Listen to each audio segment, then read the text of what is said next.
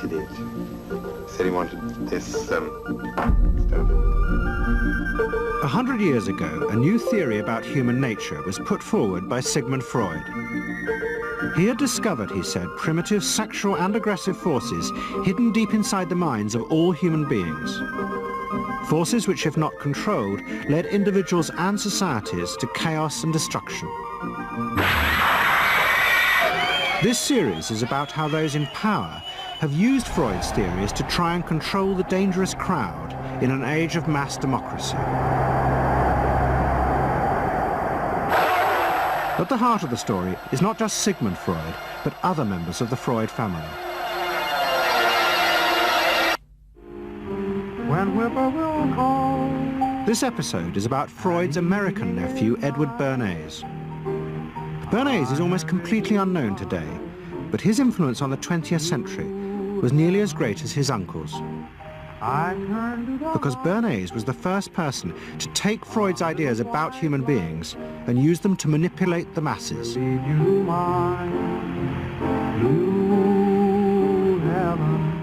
He showed American corporations for the first time how they could make people want things they didn't need by linking mass-produced goods to their unconscious desires. Out of this would come a new political idea of how to control the masses. By satisfying people's inner selfish desires, one made them happy and thus docile. It was the start of the all-consuming self, which has come to dominate our world today.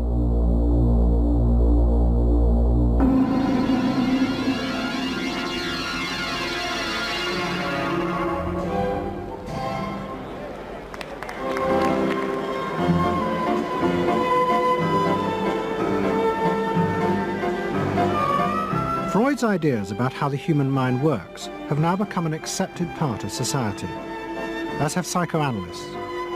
Every year, the psychotherapist's ball is held in a grand palace in Vienna. This is the psychotherapy ball.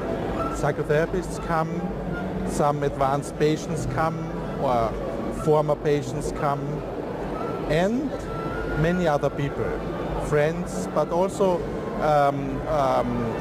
people from the Viennese society who like to go to a nice, elegant, comfortable ball. But it was not always so. 100 years ago, Freud's ideas were hated by Viennese society. At that time, Vienna was the center of a vast empire ruling Central Europe. And to the powerful nobility of the Habsburg court, Freud's ideas were not only embarrassing, but the very idea of examining and analyzing one's inner feelings was a threat to their absolute control. You see, at that time, these people had the power. And of course, you just were not allowed to show your bloody feelings. I mean, you just couldn't. You know, I mean, you couldn't, if you were unhappy. Can you imagine, for instance, you sit somewhere in the country in a castle, you are deeply unhappy, you are a woman. You couldn't go to your maid and cry on her shoulders, or you couldn't go into the village and complain, you know, about your feelings. I mean, you couldn't, it was like selling yourself to somebody. You just couldn't, you know, because they had to respect you. Now, of course, Freud, you see, put that thought very much into question, because you see, to examine yourself, you would have to put a lot of other things into question, your society, everything what surrounds you. And that wasn't a good thing at that time. Why not?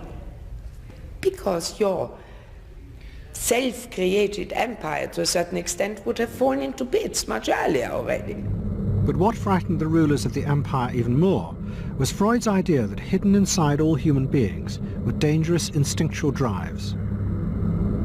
Freud had devised a method he called psychoanalysis. By analyzing dreams and free association, he had unearthed, he said, powerful sexual and aggressive forces, which were the remnants of our animal past. Feelings we repressed because they were too dangerous. Freud devised a method for exploring a hidden part of the mind, which we nowadays call the unconscious, which is a part that is totally unknown to our consciousness, that there exists a barrier in all our minds which prevents these hidden and unwelcome impulses of the unconscious from emerging. Good night.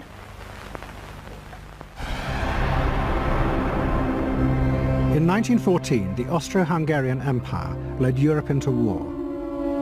As the horror mounted, Freud saw it as terrible evidence of the truth of his findings. The saddest thing, he wrote, is that this is exactly the way we should have expected people to behave, from our knowledge of psychoanalysis. Governments had unleashed the primitive forces in human beings, and no one seemed to know how to stop them.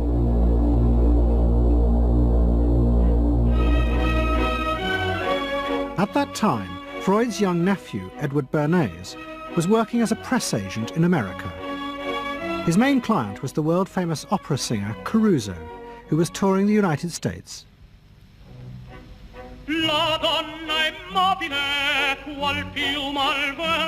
Bernays' parents had emigrated to America 20 years before, but he kept in touch with his uncle and joined him for holidays in the Alps.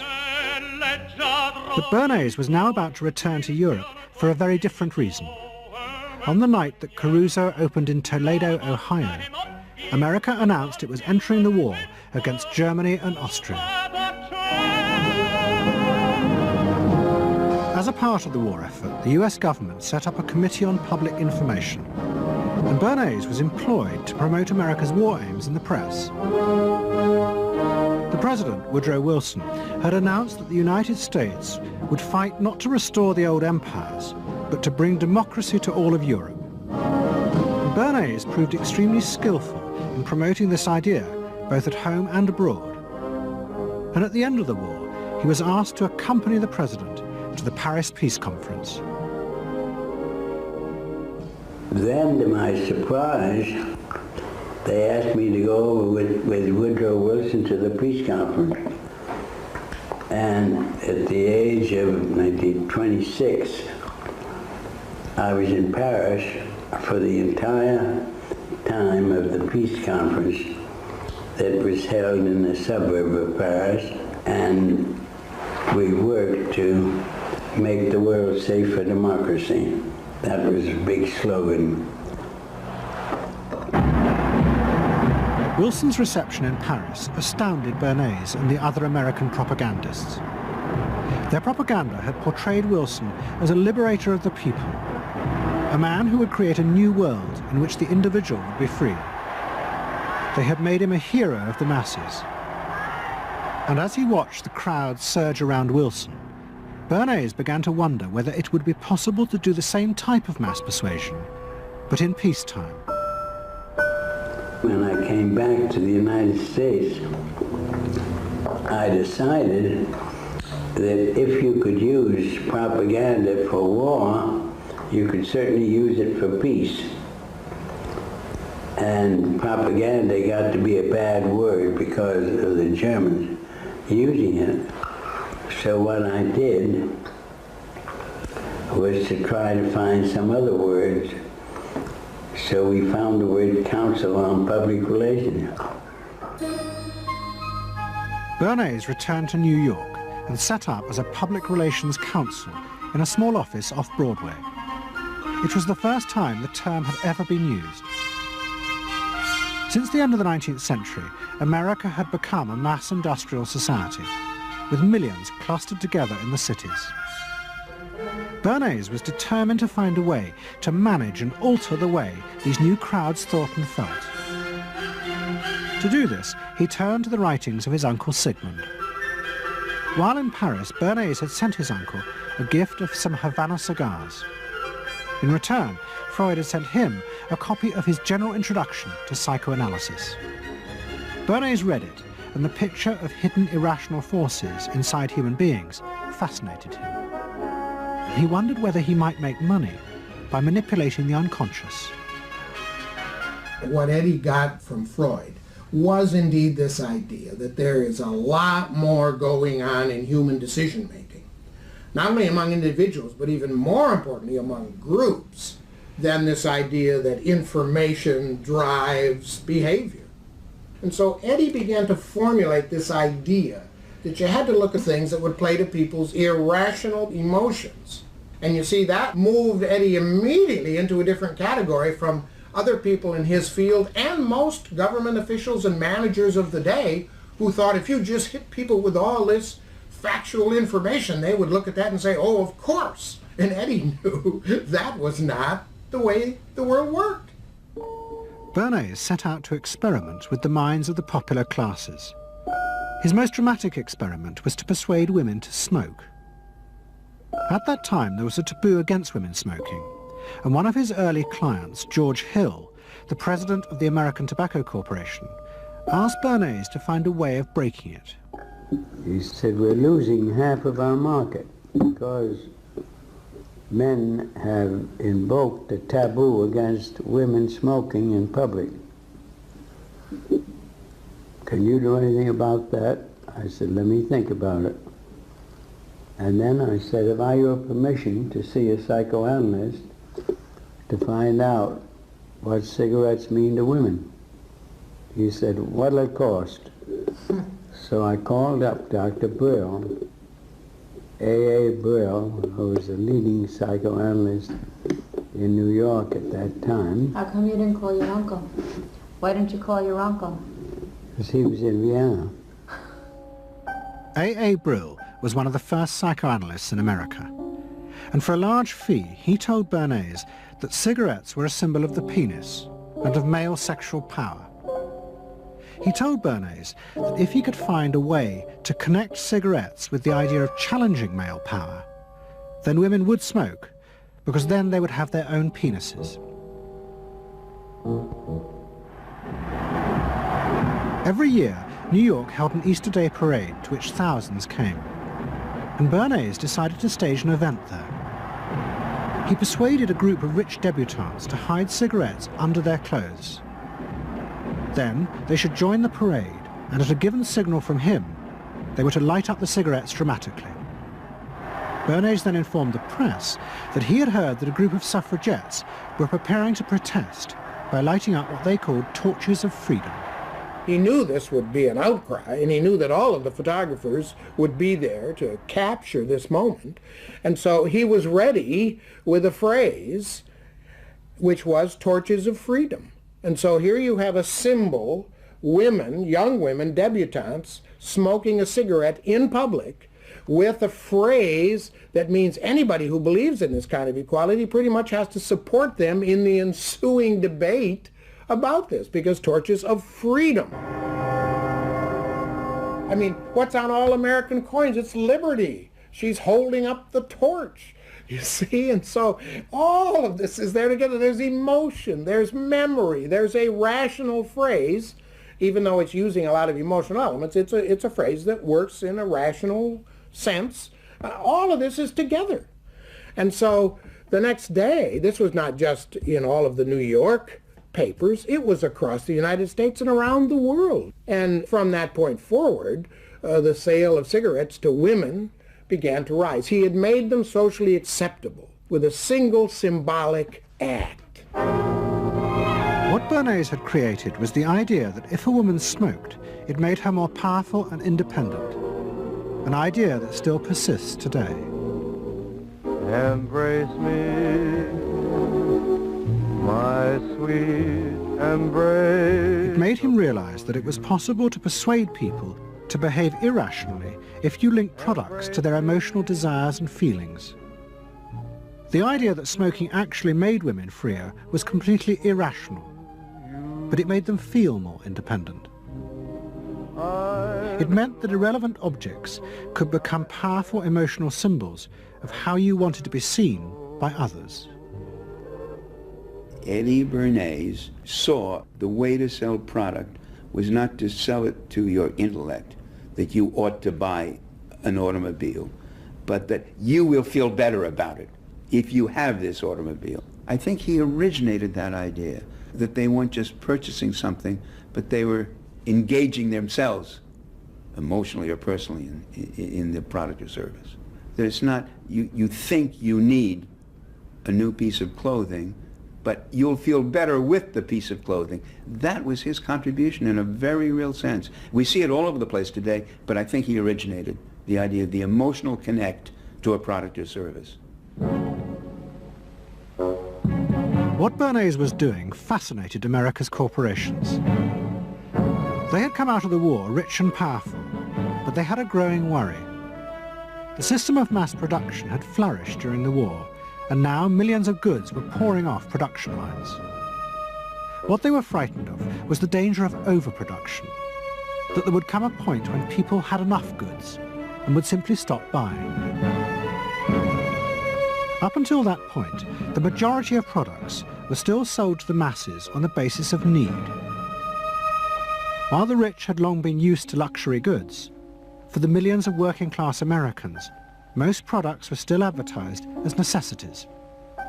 Goods like shoes, stockings, even cars were promoted in functional terms for their durability. The aim of the advertisements was simply to show people the product's practical virtues, nothing more.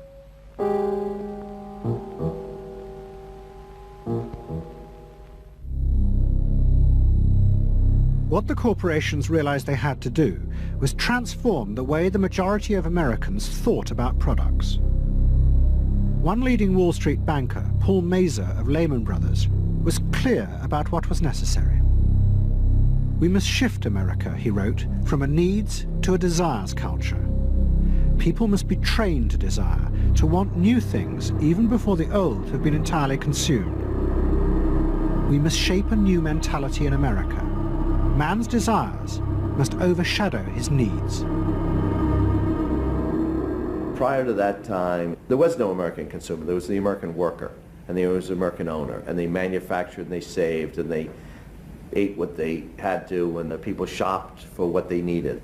And while the very rich may have bought things they didn't need, most people did not.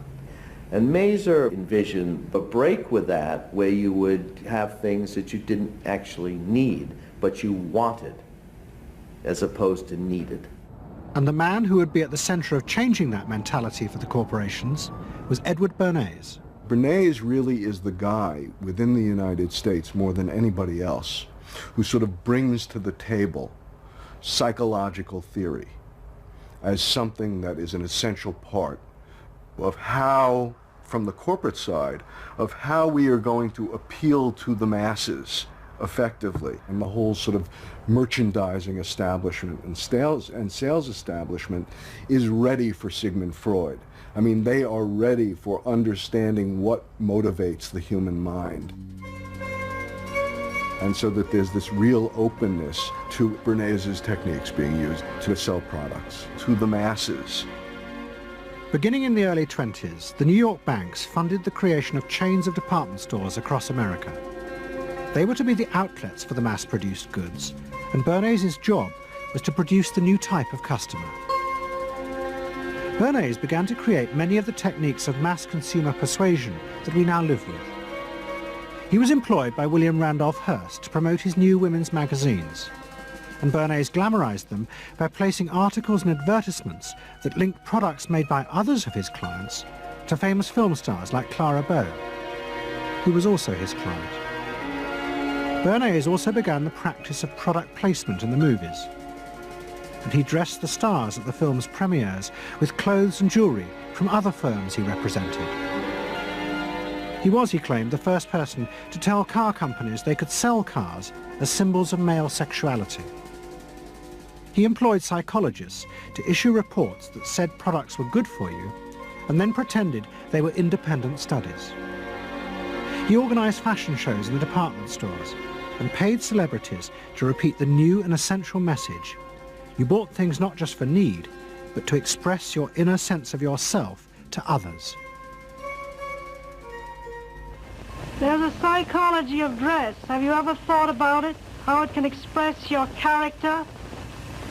You all have interesting characters, but some of them are all hidden.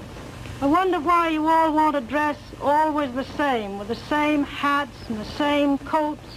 I'm sure all of you are interesting and have wonderful things about you, but looking at you in the street, you all look so much the same. And that's why I'm talking to you about the psychology of dress. Try and express yourselves better in your dress. Bring out certain things that you think are hidden. I wonder if you've thought of this angle of your personality. I'd like to ask you some questions. Why do you like short skirts? Oh, because there's more to see. More to see, eh? What good does that do you? What shall I answer? It makes you more attractive. No? In 1927, an American journalist wrote, "A change has come over our democracy. It is called consumptionism. The American citizen's first importance to his country is now no longer that of citizen, but that of consumer." The growing wave of consumerism helped in turn to create a stock market boom. And yet again, Edward Bernays became involved, promoting the novel idea that ordinary people should buy shares, borrowing money from banks he also represented.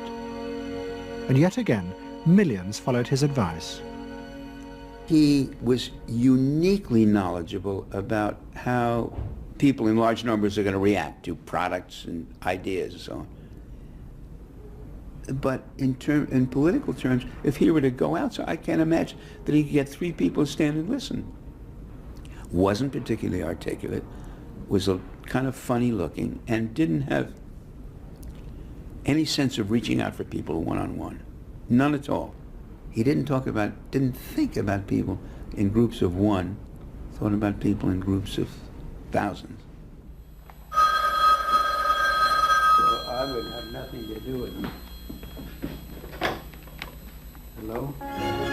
Bernays soon became famous as the man who understood the mind of the crowd. And in 1924, the president contacted him. President Coolidge was a quiet, taciturn man and had become a national joke. The press portrayed him as a dull, humorless figure. Bernays' solution was to do exactly the same as he had done with products. He persuaded 34 famous film stars to visit the White House. And for the first time, politics became involved with public relations. And I lined up these 34 people, and I'd say, "What's your name?" He'd say, "Al Jolson." I'd say, "Mr. President, Al Jolson." Next day, every newspaper in the United States had a front page story, "President Coolidge entertains actors at White House." And the Times had a headline which said, "President nearly laughed." And everybody was happy. But while Bernays became rich and powerful in America, in Vienna his uncle was facing disaster. Like much of Europe, Vienna was suffering an economic crisis and massive inflation, which wiped out all of Freud's savings. Facing bankruptcy, he wrote to his nephew for help. Bernays responded by arranging for Freud's works to be published for the first time in America, and began to send his uncle precious dollars, which Freud kept secretly in a foreign bank account. He was Freud's agent, if you will, to get his books published. Well, of course, once the books were being published, Eddie couldn't help himself but promote these books, see that everybody read them, make them controversial, emphasize the fact that, do you know what Freud says about sex and what he says cigarettes are a symbol of, and so on and so forth? How do you suppose all those stories got out? Certainly the academics weren't spreading these around the country. Eddie Bernays was. Then, when Freud became accepted, well then, of course, to go to a client and say, "Well, Uncle Siggy," see, then that had some cachet. But notice there, first Eddie created Uncle Siggy in the U.S., made him acceptable, secondly, and thirdly, then capitalized on Uncle Siggy. Typical Bernays performance. Bernays also suggested that Freud promote himself in the United States. He proposed his uncle write an article for Cosmopolitan, a magazine that Bernays represented, entitled "A Woman's Mental Place in the Home." Freud was furious. Such an idea, he said, was unthinkable. It was vulgar, and anyway, he hated America. Freud was now becoming increasingly pessimistic about human beings.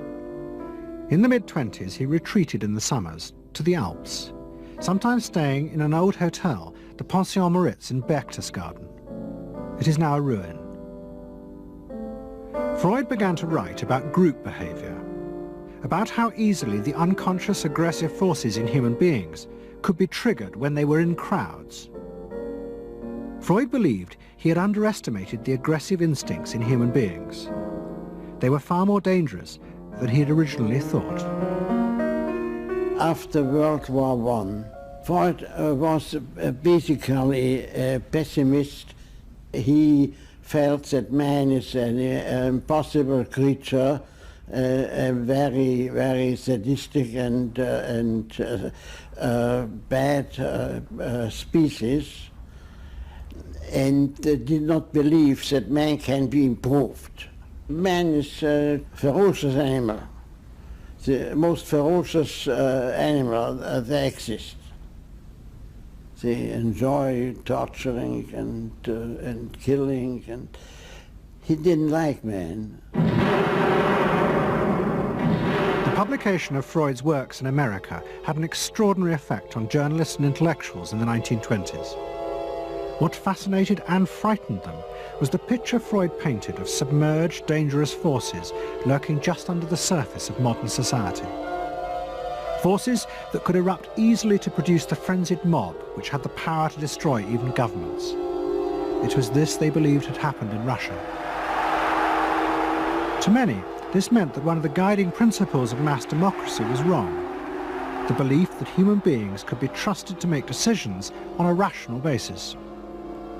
The leading political writer, Walter Lippmann, argued that if human beings were in reality driven by unconscious, irrational forces, then it was necessary to rethink democracy. What was needed was a new elite who could manage what he called the bewildered herd. This would be done through psychological techniques that would control the unconscious feelings of the masses.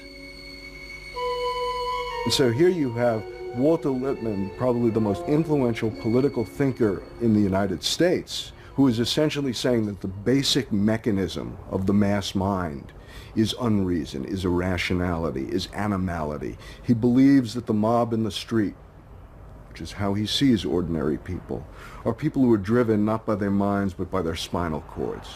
The notion of kind of animal drives, unconscious instinctual drives lurking beneath the surface of civilization.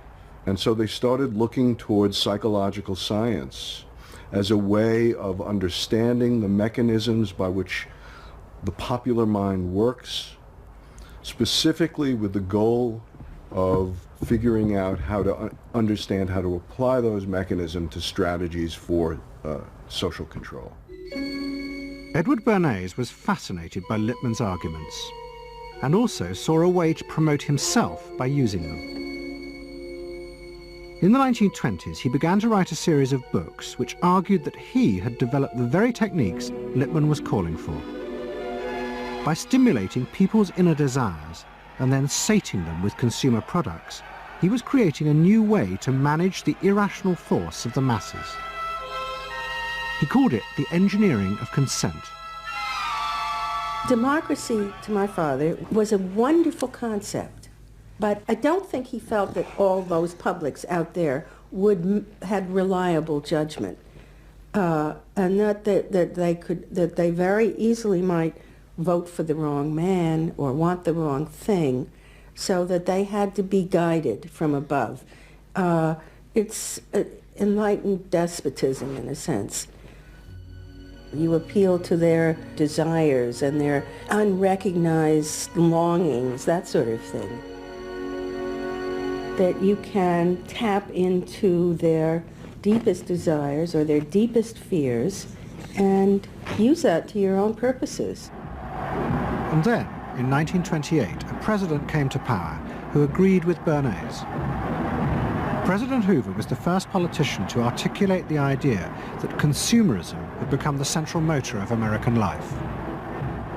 After his election, he told a group of advertisers and public relations men, "You have taken over the job of creating desire and have transformed people into constantly moving happiness machines. Machines which have become the key to economic progress." What was beginning to emerge in the 1920s was a new idea of how to run mass democracy. At its heart was the consuming self, which not only made the economy work, but was happy and docile, and so created a stable society. Both Bernays and Littman's concept of managing the masses takes the idea of democracy and it turns it into a palliative. It turns it into giving people some kind of feel-good medication that will respond to an immediate pain or an immediate yearning, but will not alter the objective circumstances one iota. I mean, democracy really, the idea of democracy at its heart was about changing the relations of power that had governed the world for so long. And Bernays' concept of democracy was one of maintaining the relations of power, even if it meant that one needed to sort of stimulate the psychological lives of the public.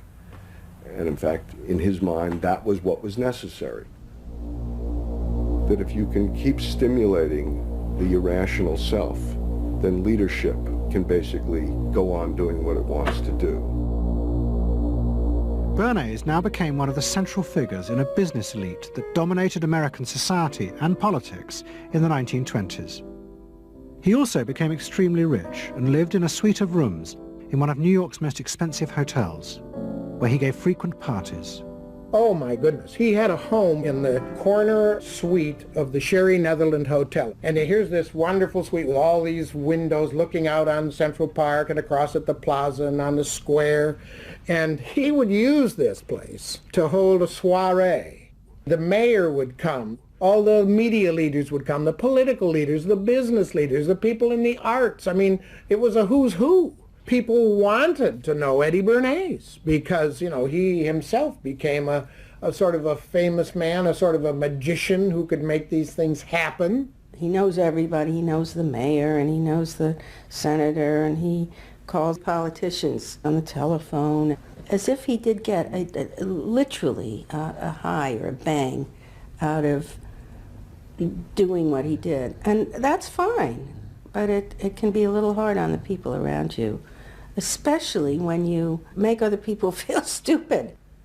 People who worked for him were stupid, and children were stupid, and if people did things in a way that he wouldn't have done them, they were stupid. It was a word that he used over and over and over, dope and stupid. And the masses? They were stupid.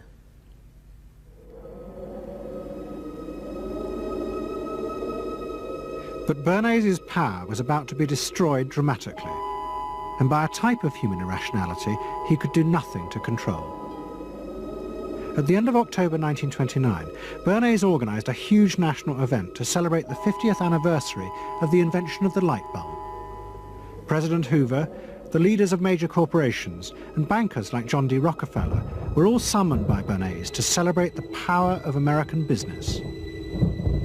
But even as they gathered, news came through that shares on the New York Stock Exchange were beginning to fall catastrophically.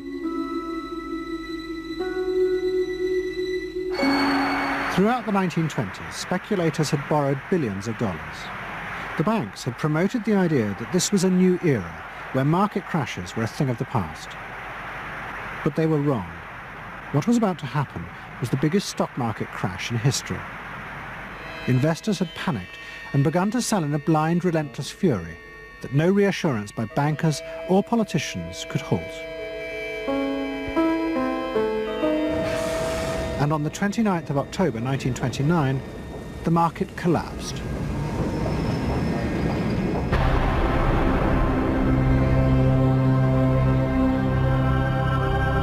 The effect of the crash on the American economy was disastrous.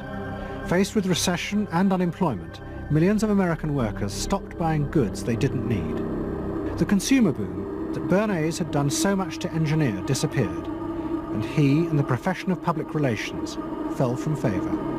Bernays' brief moment of power seemed to be over.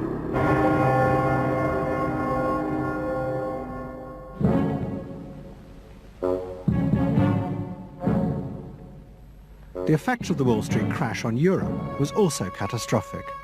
It intensified the growing economic and political crisis in the new democracies. In both Germany and Austria, there were violent street battles between the armed wings of different political parties. Against this backdrop, Freud, who was suffering from cancer of the jaw, retreated yet again to the Alps. He wrote a book called Civilization and Its Discontents.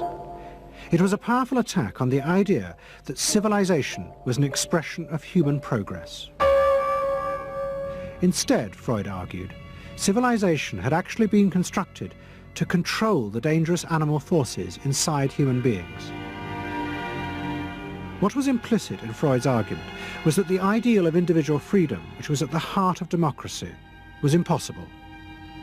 Human beings could never be allowed to truly express themselves because it was too dangerous. They must always be controlled and would thus always be discontent.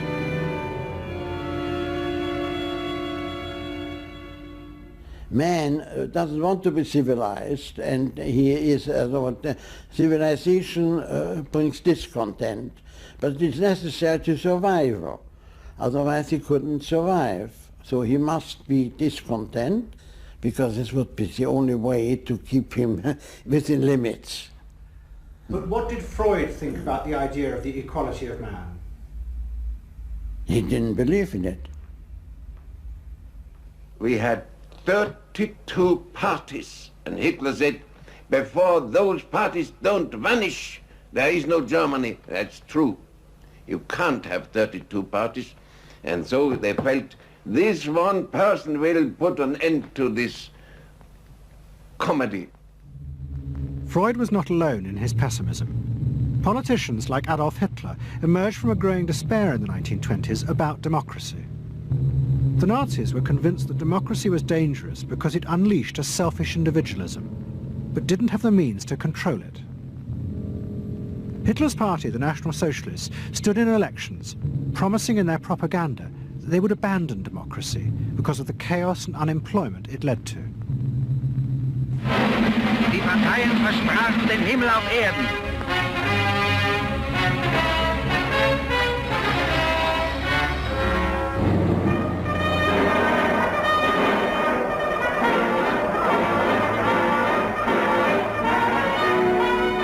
In March 1933, the National Socialists were elected to power in Germany, and they set out to create a society that would control human beings in a different way. One of their first acts was to take control of business.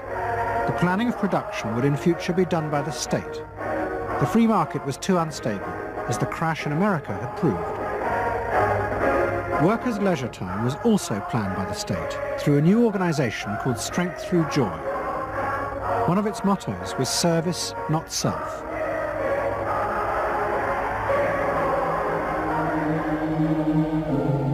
But the Nazis did not see this as a return to an old form of autocratic control. It was a new alternative to democracy, in which the feelings and the desires of the masses would still be central, but they would be channeled in such a way as to bind the nation together. The chief exponent of this was Joseph Goebbels, the Minister of Propaganda. Es mag gut sein, Macht zu besitzen, die auf Gewehren ruht. Besser aber und beglückender ist es, das Herz eines Volkes zu gewinnen und es auch zu behalten. Goebbels organized huge rallies whose function, he said, was to forge the mind of the nation into a unity of thinking, feeling and desire. One of his inspirations, he told an American journalist, was the writings of Freud's nephew, Edward Bernays. In his work on crowd psychology, Freud had described how the frightening irrationality inside human beings could emerge in such groups.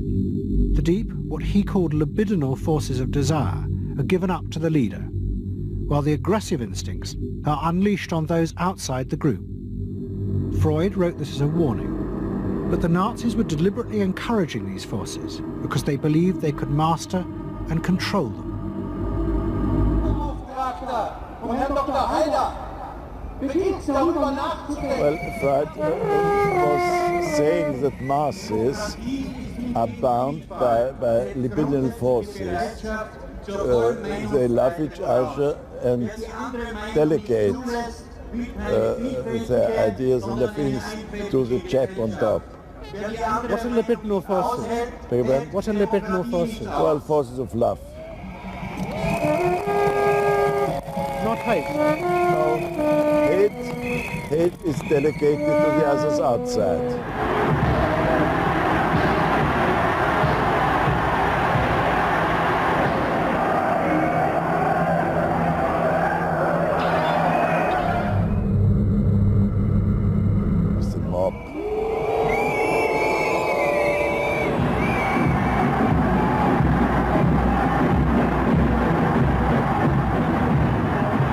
I could see from afar, looking up Wilhelmstraße towards unter den Linden, how those 100,000 of people, when they passed Hitler, they just became completely delirious. They began to shout these cries I will never get out of my ears. Heil, Sieg, Heil. They demented. And here I got confirmation how those irrational forces, uncontrollable forces in Germany, in the Germans, had erupted, had broken out, were running riot, were departing, marching on.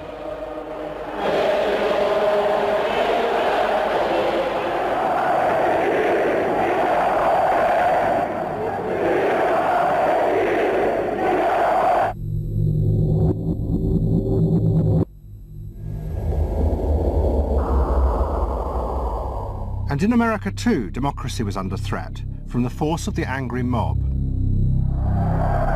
The effect of the stock market crash had been disastrous. There was growing violence as an angry population took out their frustration on the corporations who were seen to have caused this disaster. Then, in 1932, a new president was elected who was also going to use the power of the state to control the free market. But his aim was not to destroy democracy, but to strengthen it. And to do this, he was going to develop a new way of dealing with the masses. I am prepared, under my constitutional duty, to recommend the measures that a stricken nation in the midst of a stricken world may require. But in the event that the national emergency is still critical, I shall not evade the clear course of duty that will then confront me. I shall ask the Congress for the one remaining instrument to meet the crisis: broad executive power.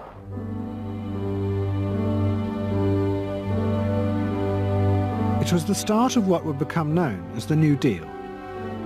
Roosevelt assembled a group of young technocrats and planners in Washington. He told them that their job was to plan and run giant new industrial projects for the good of the nation.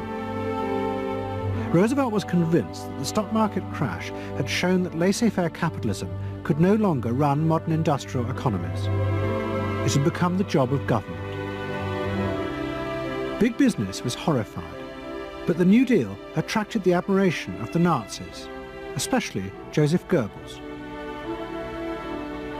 Wir betrachten die wirtschaftliche Entwicklung in Amerika mit dem allergrößten positiven Interesse. Und wir sind dort der festen Überzeugung, dass Präsident Roosevelt und seine Berater auf dem richtigen Wege sind. Es handelt sich in der Tat um das größte wirtschaftliche und soziale Problem aller Zeiten. Die vielen Millionen Arbeitslosen, die ihre Plätze an den Maschinen und in den Kontoren verloren haben, wieder an ihre alten Arbeitsstellen zurückzuführen. Das kann nicht allein der privaten Initiative überlassen werden. Ausschlaggebend ist, dass die öffentliche Hand mit positiven Maßnahmen eingreift. But although Roosevelt, like the Nazis, was trying to organize society in a different way, unlike the Nazis, he believed that human beings were rational and could be trusted to take an active part in government. Roosevelt believed it was possible to explain his policies to ordinary Americans and take into account their opinions. To do this, he was helped by the new ideas of an American social scientist called George Gallup. Favorite reading of New Deal Washington, the survey of U.S. public opinion. From offices at Princeton, New Jersey, a famed statistician, Dr. George Gallup, tells Washington from week to week what the nation is thinking. And in New York, Fortune magazine's analyst, Elmo Roper, compiles for publication a continuous record of the nation's approval or disapproval of how the country is being run. Gallup and Roper rejected Bernays' view that human beings were at the mercy of unconscious forces and so needed to be controlled. Their system of opinion polling was based on the idea that people could be trusted to know what they wanted. They argued that one could measure and predict the opinions and behaviour of the public if one asked strictly factual questions and avoided manipulating their emotions. Well, how about this one? Do you think Franklin D. Roosevelt's New Deal has been bad for the nation in general? No, that question's loaded. It automatically suggests an answer. Well, how about this? Is your present feeling toward President Roosevelt one of general approval or general disapproval? That's better. Prior to scientific polling, the view of many people was that you couldn't trust public opinion. It was irrational, that it was ill-informed, chaotic, unruly, and so forth. And so that opinion should be dismissed. But with scientific polling, I think it established very clearly that people are rational, that they do make good decisions, and this offers democracy a chance to be truly informed by the public, giving everybody a voice in the way the country is run. I know my father wouldn't necessarily say the voice of the public is the voice of God, but he did feel very much that the voice of the people is a rational voice and should be heard. What Roosevelt was doing was forging a new connection between the masses and politicians. No longer were they irrational consumers who were managed by sating their desires. Instead, they were sensible citizens who could take part in the governing of the country. In 1936, Roosevelt stood for re-election. He promised further control over big business. To the corporations, it was the beginning of a dictatorship.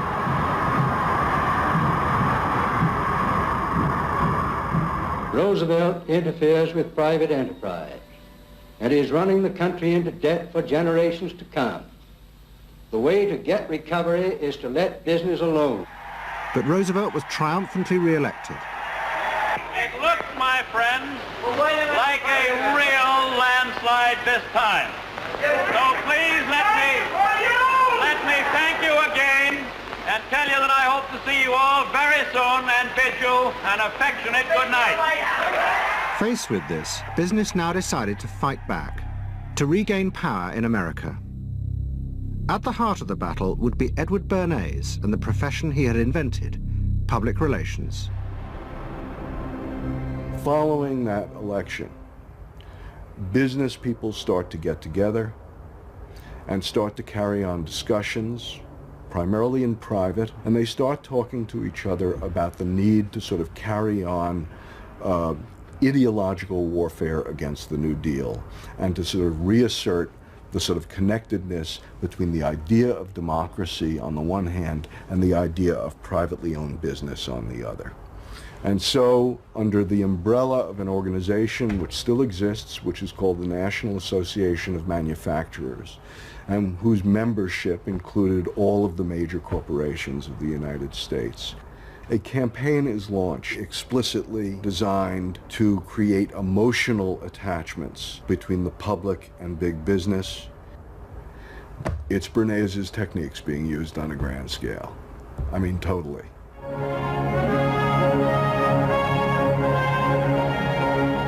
General Motors Parade of Progress, traveling the high roads and byroads of America, bringing to millions of Americans in their own hometown the fascinating story behind modern industry, showing... The campaign set out to show dramatically that it was business, not politicians, who had created modern America. A better mode of living for all of us.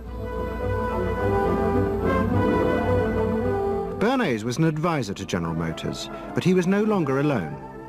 The industry he had founded now flourished as hundreds of public relations advisors organized a vast campaign. They not only used advertisements and billboards, but managed to insinuate their message into the editorial pages of the newspapers. It became a bitter fight. In response to the campaign, the government made films that warned of the unscrupulous manipulation of the press by big business. And the central villain was the new figure of the public relations man. They tried to achieve their ends by working entirely behind the scenes, corrupting and deceiving the public. The aims of such groups may be either good or bad, so far as the public interest is concerned, but their methods are a grave danger to democratic institutions. The films also showed how the responsible citizen could monitor the press themselves. They could create a chart that analysed the reporting for signs of hidden bias.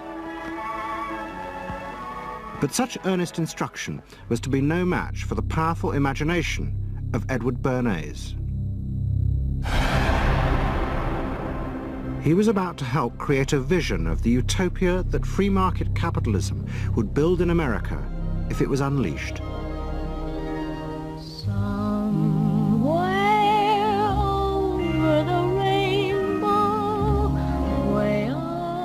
In 1939, New York hosted the World's Fair. Edward Bernays was a central advisor.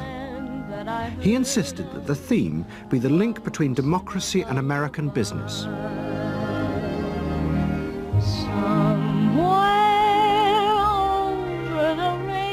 At the heart of the fair was a giant white dome that Bernays named Democracity. And the central exhibit was a vast working model of America's future, constructed by the General Motors Corporation.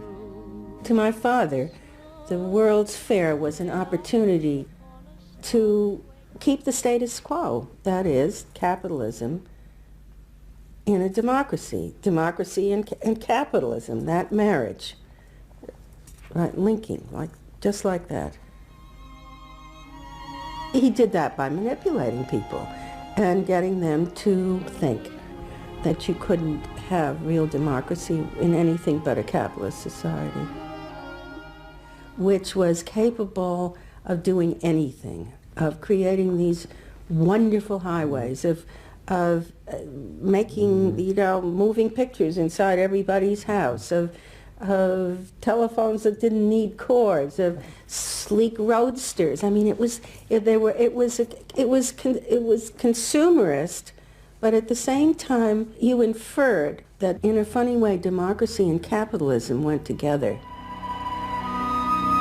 The World's Fair was an extraordinary success and captured America's imagination.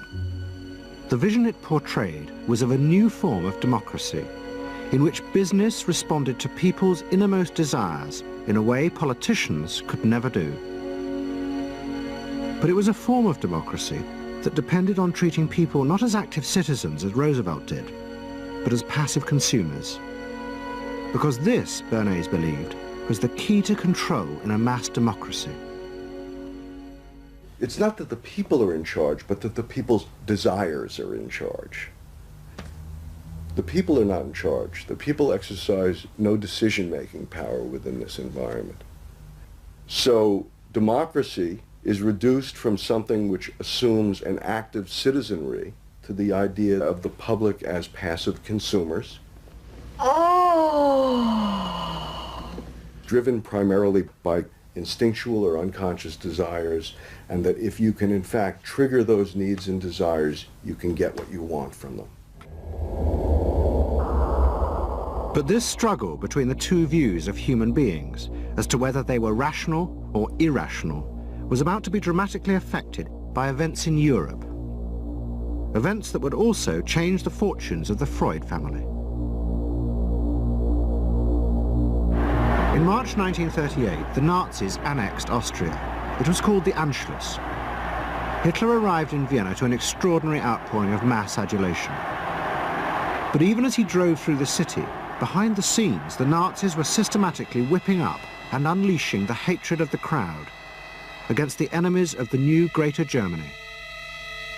The Anschluss was a kind of explosion of terrible hatred against the enemies, the so-called enemies, or whatever they considered enemies, against the Jews totally, and also against a lot of very decent Austrians who had opposed the Nazis in Austria. They said it's legitimate now, you can do what you want, so they did it. Stealing, robbing and killing, I can't say it otherwise. And human depravity, of course, is always very near to normal behavior. It can change very quickly.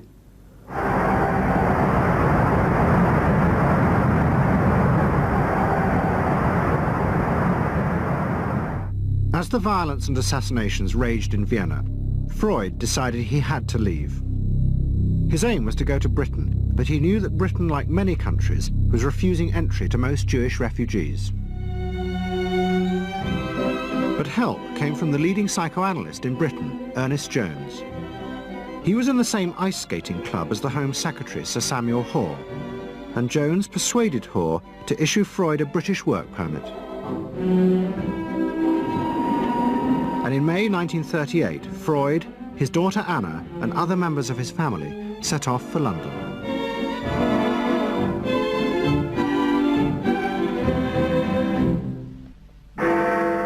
Freud arrived in London as Britain was preparing for war, and he settled with his daughter Anna in a house in Hampstead. But Freud's cancer was now far advanced, and in September 1939, just 3 weeks after the outbreak of war, he died.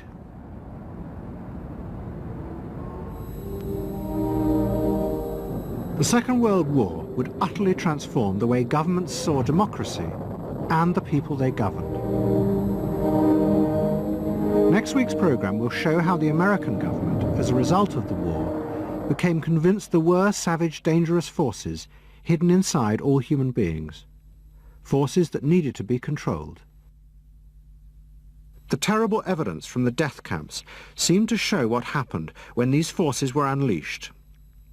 And politicians and planners in post-war America would come to believe that hidden under the surface of their own population were the same dangerous forces. And they would turn to the Freud family to help control this enemy within.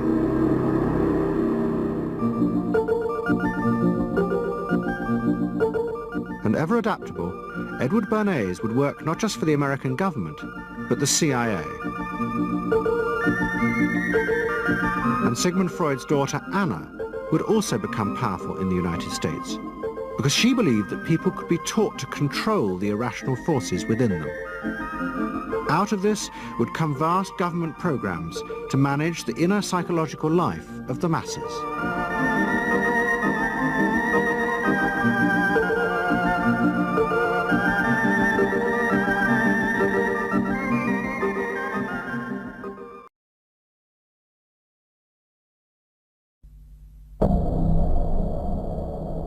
Let's say a word about dreams.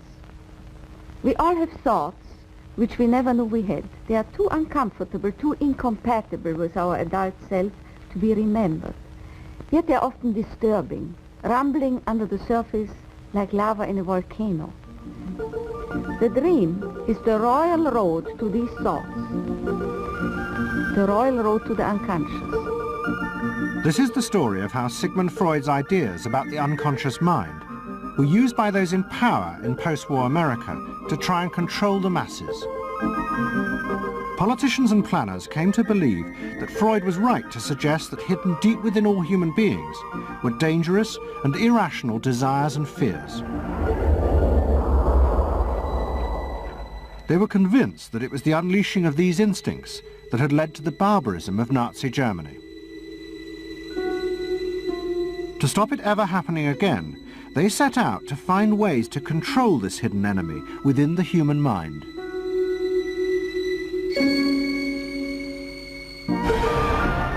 At the heart of the story are Sigmund Freud's daughter Anna and his nephew Edward Bernays, who had invented the profession of public relations. Their ideas were used by the US government, big business and the CIA to develop techniques to manage and control the minds of the American people.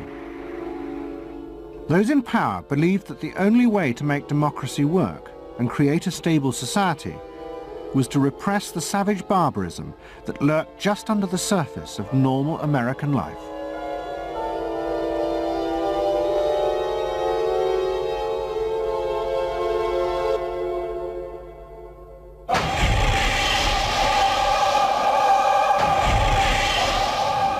The story begins in the middle of the fierce fighting of the Second World War.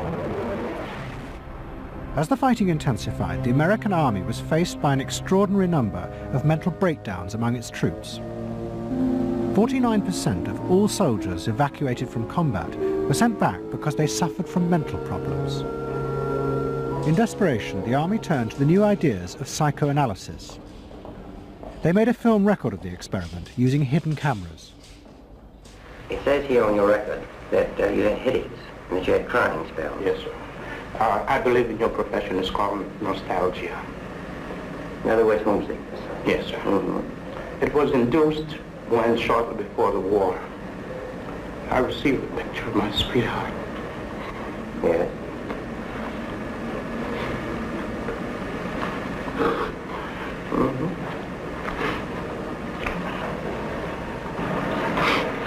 I'm sorry, I can't continue. That's all right.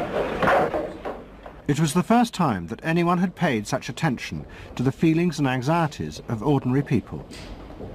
At the heart of the experiment were a number of refugee psychoanalysts from Central Europe. They worked with American psychiatrists to guide and shape the project. When I first came to America, I worked in the psychiatric service with soldiers trying to rehabilitate them. And I traveled in the train from the East Coast to the West Coast. I was enormously curious what goes on in all of those little towns that the train is passing.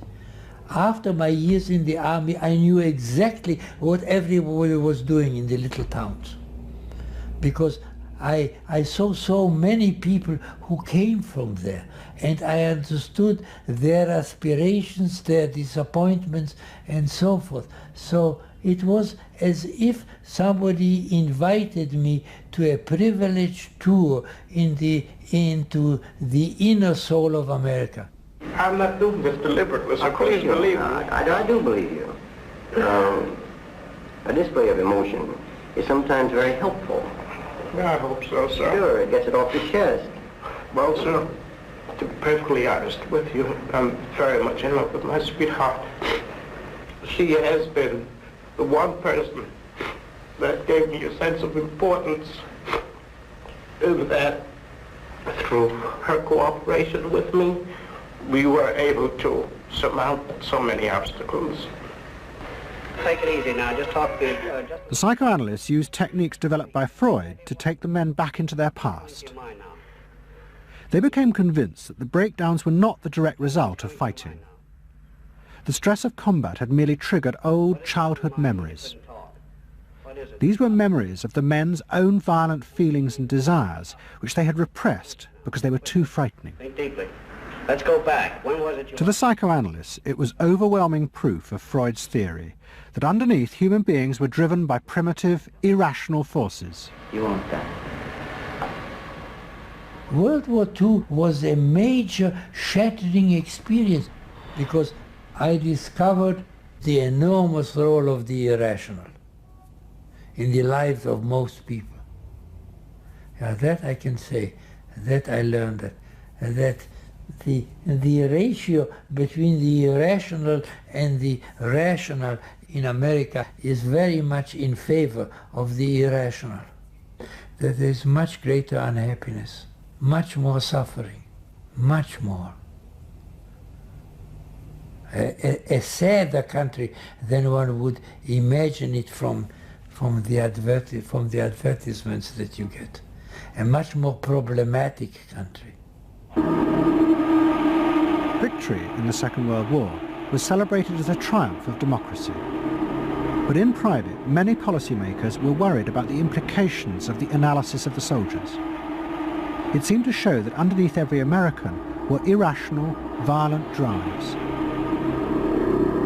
What had happened in Germany seemed to bear this out. The complicity of so many ordinary Germans in mass killings during the war showed just how easily these forces could break through and overwhelm democracy.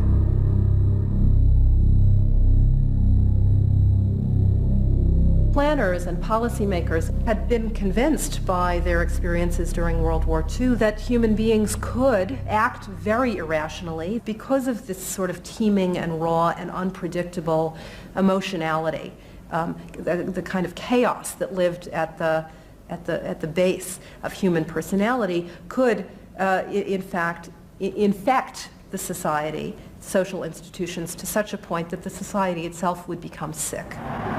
That's what they believe happened in Germany, in which the irrational, the anti-democratic went wild. Well, it was a vision of human nature as incredibly destructive, and they were terrified that Americans would in fact behave that way, or were capable of behaving that way, and they wanted to avoid a rerun of that. So what is needed is a human being that can internalize democratic values so that they are not shaken with the storm. And psychoanalysis carried in it the promise that it can be done. It opened up new vistas as to how the inner structure of the human being can be changed so that he becomes a more vital, free supporter and maintainer of democracy. The psychoanalysts were convinced they not only understood these dangerous forces, but they knew how to control them too. They would use their techniques to create democratic individuals, because democracy left to itself failed to do this.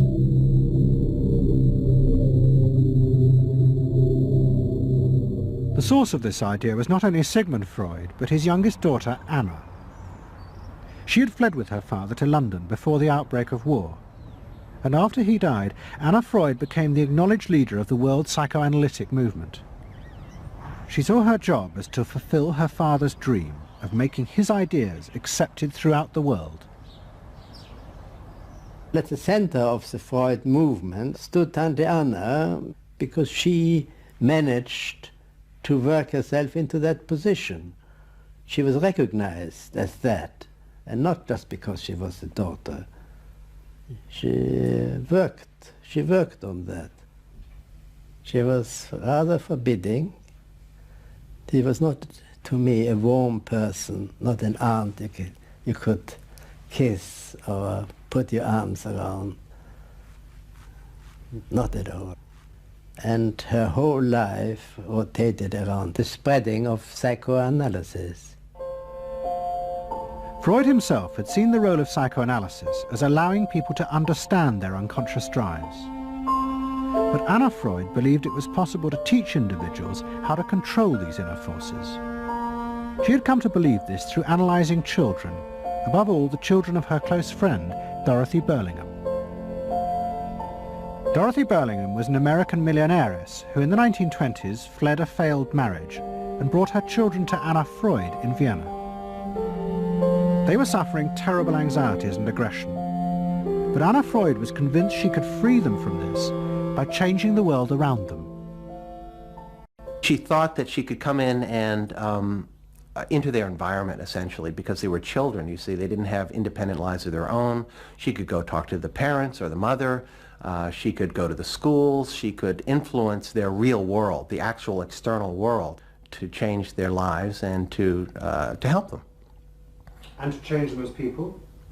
I think that was part of what her idea was, is that she felt that she could change them. From her analysis of the Burlingham children, Anna Freud developed a theory of how to help them control their inner drives. She believed that if, as well as psychotherapy, they were also encouraged to adapt to a good family and social environment, then the conscious part of their mind, the ego, would be strengthened in its struggle to control the unconscious. Anna Freud's aim was simply to help the children. But it was always the psychoanalyst who decided what was the right environment and the appropriate behaviour for the children. And often as not, this reflected the social mores of the time.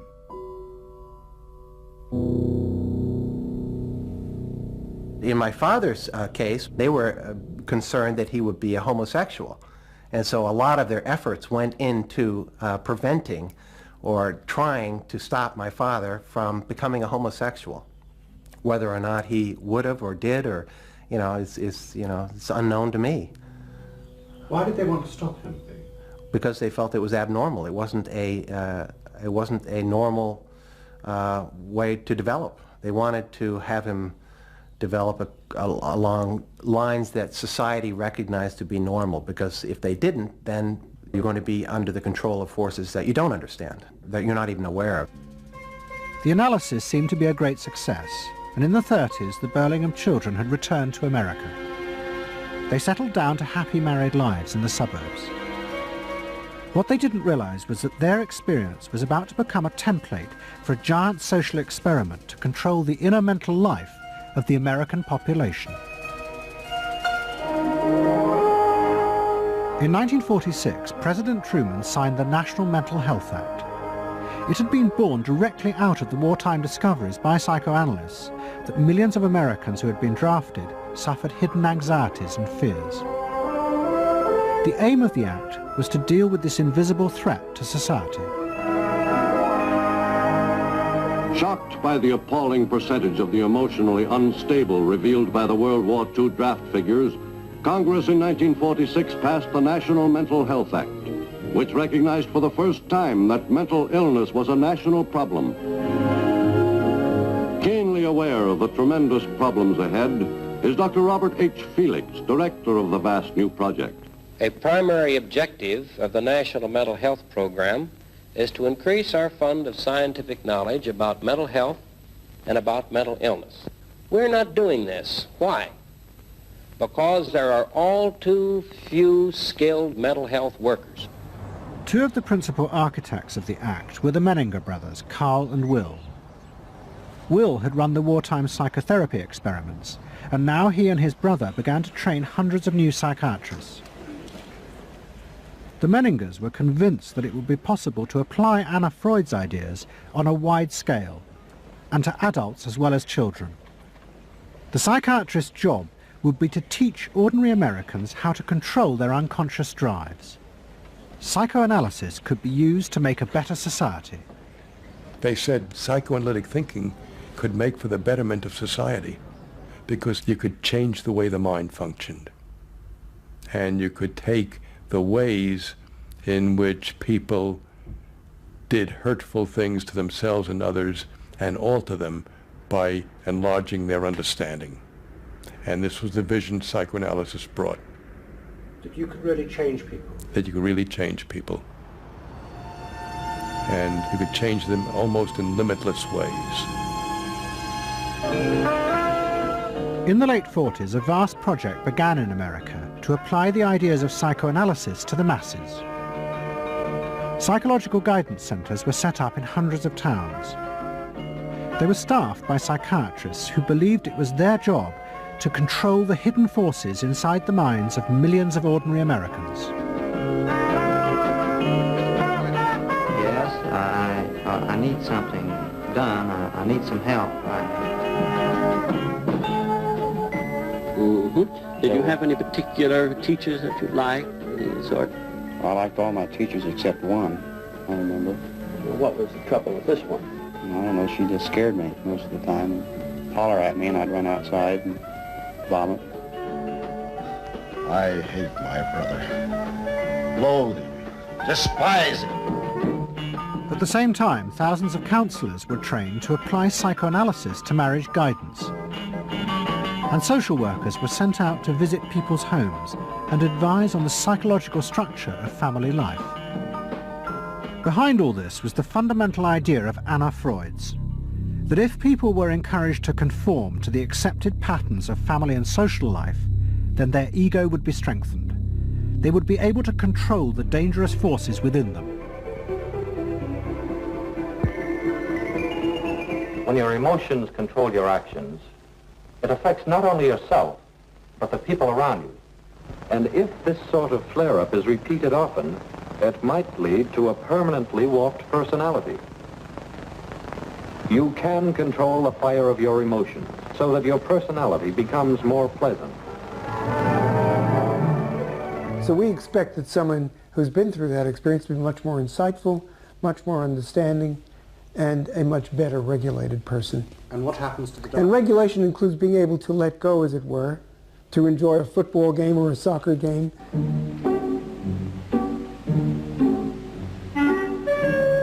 A more understanding, yes, rational, but also appropriately emotional person.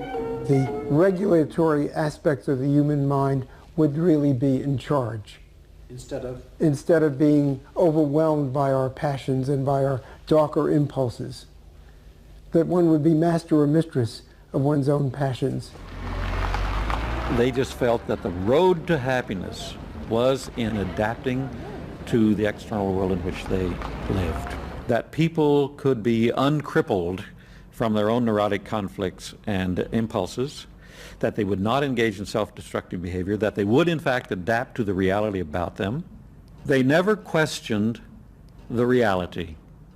They never questioned that it might itself be a source of evil or something to which you could not adapt without compromise or without suffering or without exploiting yourself in some way. So there was this fit with the politics of the day. And a balance of emotions is important to a well-rounded personality. But it was only the beginning of the rise to power of psychoanalysis in America. Psychoanalysts were about to move into big business and use their techniques not just to create model citizens, but model consumers.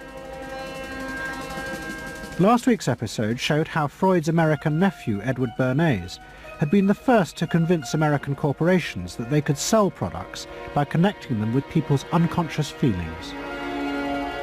But now, a group of psychoanalysts were going to take what Bernays had begun and invent a whole range of techniques to get inside and manage the unconscious mind of the consumer. They were led by Ernest Dichter. Dichter had practiced next door to Freud in Vienna, but he had come to America and set up the Institute for Motivational Research in an old mansion north of New York. This is the Institute for Motivational Research, a place devoted to the intriguing business of finding out why people behave as they do, why they buy as they do, why they respond to advertising as they do. And this is Dr. Ernest Dichter. We don't go out and ask directly, why do you buy, why don't you? What we try to do instead is to understand the total personality, the self-image of the customer. We use all the resources of modern social sciences. It opens up some stimulating psychological techniques for selling any new product. Like the other psychoanalysts, Dichter believed that American citizens were fundamentally irrational beings. They could not be trusted. Their real reasons for buying products were rooted in unconscious desires and feelings. And Dichter wanted to find ways to uncover what he called the secret self of the American consumer. He was trying to get out of people's mind the unconscious motivations that they had for purchasing. These could be sexual, they could be psychological, they could be sociological, they could be a demand for status, a demand for recognition. There were things that people couldn't verbalize or wouldn't verbalize because they were too secret to them. They were too much a part of their nature, and they would be embarrassed. They would be embarrassed if they came out and said things like this. He would interview people, but not ask them direct questions, but let them talk freely like you do in psychoanalysis. And that was his background. And so he said, why can't we have a group therapy session about products? All right? And so Dichter built this room up above his garage, and he said we can have psychoanalysis of products. They can actually act out and verbalize their wants and needs. What we're going to do is try a couple of these salad dressings. Now let's see what happens. Here is our typical housewife. She doesn't follow the instructions. And they could be observed and watched, and other people could comment, and they could talk about it, and everybody could join in. He was the first to do this. This was absolutely the first thing that was ever done. And he had a movie projector up there where you could show advertisements and things like that, and people could react to them. and he invented the whole technique for mining the unconscious about the hidden psychological wants that people had about products. This became the focus group. It worked! Dichter's breakthrough came with a focus group study he did for Betty Crocker Foods. Like many food manufacturers in the early 50s, they had invented a new range of instant convenience foods. But although consumers had told market researchers they would welcome the idea, in fact they were refusing to buy them. The worst problem was the Betty Crocker cake mix. Dichter did a series of focus groups where housewives free associated about the cake mix. He concluded that they felt unconscious guilt at the new image being promoted of ease and convenience. In other words, he understood that the barrier to the consumption of the product was the housewife's feeling of guilt about using it. They basically, on one hand, wanted to make it easy for themselves, but they felt guilty about it. So what you've got to do in those circumstances is remove the barrier being guilt. The way you do that is to give the housewife a greater sense of participation. And how do you do that? By adding an egg. Simple as that. As simple as that. Dichter told Betty Crocker to put an instruction on the packet that the housewife should add an egg. It would be an unconscious symbol, he said, of the housewife mixing in her own eggs as a gift to her husband, and so would lessen the guilt. Betty Crocker did it, and the sales soared. My cake is ready. The consumer may have basic needs that the consumer himself or herself doesn't fully understand. You have to know what those needs are in order to fully exploit the consumer. Is it wrong to give people what they want by taking away their defenses, helping remove their defenses? It seems so much longer than last year. It is. Nearly 4 inches longer in some models. Oh! Dichter's success led to a rush by corporations and advertising agencies to employ psychoanalysts. They became known as the Depth Boys, and they promised to show companies how to make millions by connecting their products with people's hidden desires. Dichter himself became a millionaire, famous for inventing slogans like "a tiger in your tank."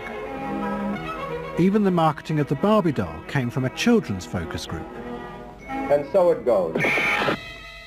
But Dichter was convinced that this was far more than just selling. Like Anna Freud, he believed that the environment could be used to strengthen the human personality. And products had the power both to sate inner desires and give people a feeling of common identity with those around them. It was a strategy for creating a stable society. Dichter called it the strategy of desire. To understand a stable citizen, you have to know that modern man quite often tries to work off his frustrations by spending on self-gratification. Modern man is eternally ready to fill out his self-image by purchasing products which complement it. If you identify yourself with a product, it can have a therapeutic value. It improves your self-image, and you become a more secure person, and you have suddenly this confidence of going out in the world and doing what you want successfully. Bernays believed that that would then improve the whole of our society and become the best society on this planet.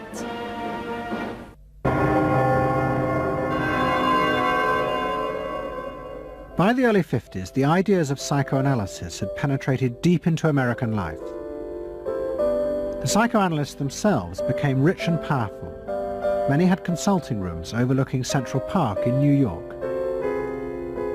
Politicians and famous writers like Arthur Miller and Tennessee Williams became their patients. They were seeking not just help, but to understand the hidden roots of human behavior. We were sought after. Washington was interested in what we think. You know, the important writers, important politicians were undergoing psychoanalysis. It was, we had waiting lists because there were so many patients that wanted to be analyzed. So it gave us a little bit of a swellhead. And as the psychoanalysts' ideas took hold in America, a new elite began to emerge in politics, social planning, and in business. What linked this elite was the assumption that the masses were fundamentally irrational. To make a free market democracy like America work, one had to use psychological techniques to control mass irrationality.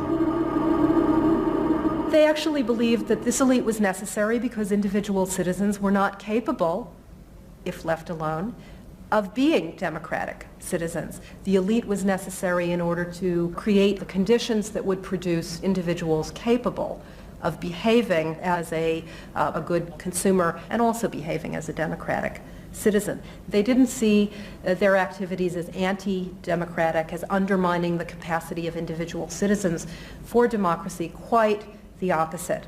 They understood that they were creating the conditions for democracy's survival and future. Anna Freud had never intended that her ideas be used in such a way, but she happily accepted the rise to power of psychoanalysis in America.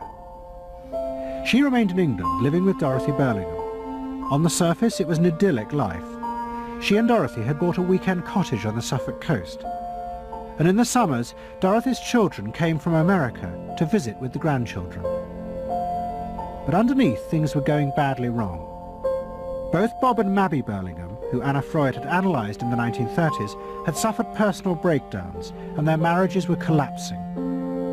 Bob was drinking heavily, and Mabby suffered terrible anxieties. The real reasons for the visits to England were yet more analysis with Anna Freud. Well, the problem was that it didn't look very good, did it? Because here you have somebody who's having nervous breakdowns and is having alcoholic binges. And this is not exactly, doesn't really sit well. Well, you know, from a humane standpoint, obviously this is not desirable. You know, you want to help these people, but it also had the wider ramifications of everybody in analysis, in analytic circles, knew that Bob and Mabby were guinea pigs. They were the living proof that this was a wonderful process. It was very much swept under the rug. It didn't get out.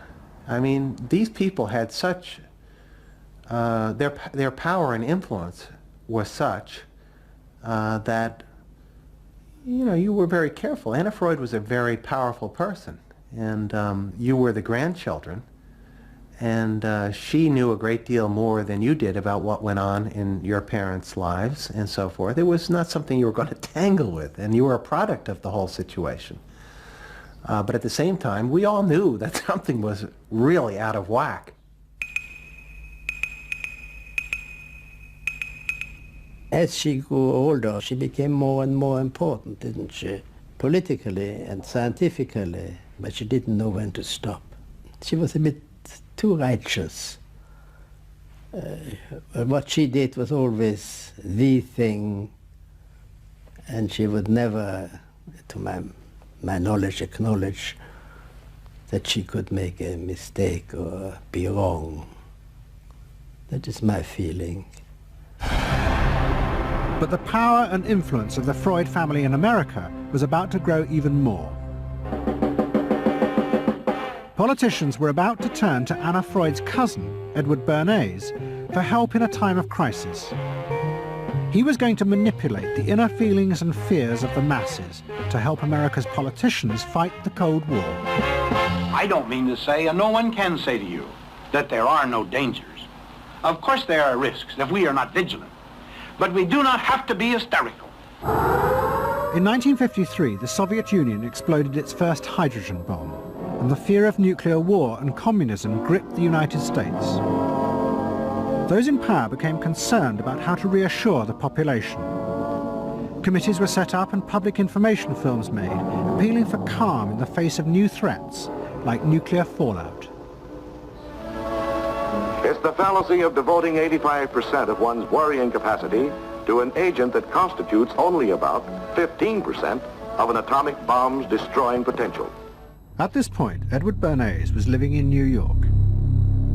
In the 1920s, he had invented the profession of public relations and was now one of the most powerful PR men in America. He worked for most of the major corporations and advised politicians, including President Eisenhower. Like his uncle Sigmund, Bernays was convinced that human beings were driven by irrational forces. The only way to deal with the public was to connect with their unconscious desires and fears. Bernays argued that instead of trying to reduce people's fear of communism, one should actually encourage and manipulate the fear, but in such a way as it became a weapon in the Cold War. Rational argument was fruitless. What my father understood about groups is that they are manipulable, they're malleable, and that you can tap into their deepest desires or their deepest fears and use that to your own purposes. I don't think he felt that all those publics out there had reliable judgment, that they very easily might vote for the wrong man or want the wrong thing, so that they had to be guided from above. One of Bernays' main clients was the giant United Fruit Company. They owned vast banana plantations in Guatemala in Central America. For decades, United Fruit had controlled the country through pliable dictators. It was known as a banana republic. But in 1950, a young officer, Colonel Arbenz, was elected president. He promised to remove United Fruit's control over the country. And in 1953, he announced the government would take over much of their land. It was a massively popular move, but a disaster for United Fruit, and they turned to Bernays to help get rid of Arbenz.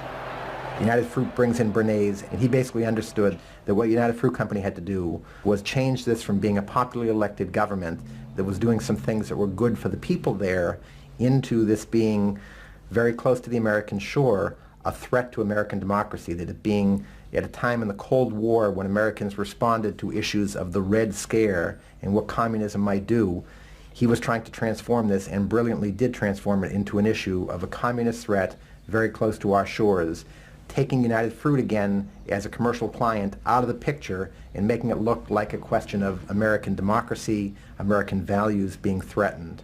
In reality, Arbenz was a democratic socialist with no links to Moscow. But Bernays set out to turn him into a communist threat to America. He organized a trip to Guatemala for influential American journalists.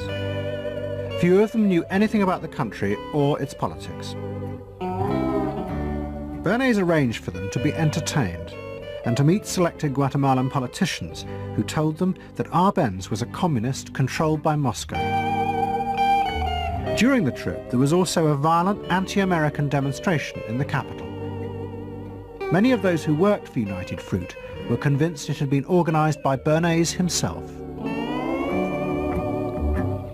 He also created a fake independent news agency in America called the Middle American Information Bureau. It bombarded the American media with press releases saying that Moscow was planning to use Guatemala as a beachhead to attack America. All of this had the desired effect. In Guatemala, the Jacob Arbenz regime became increasingly communistic after its inauguration in 1951. Communists in the Congress and high governmental positions controlled major committees, labor and farm groups, and propaganda facilities.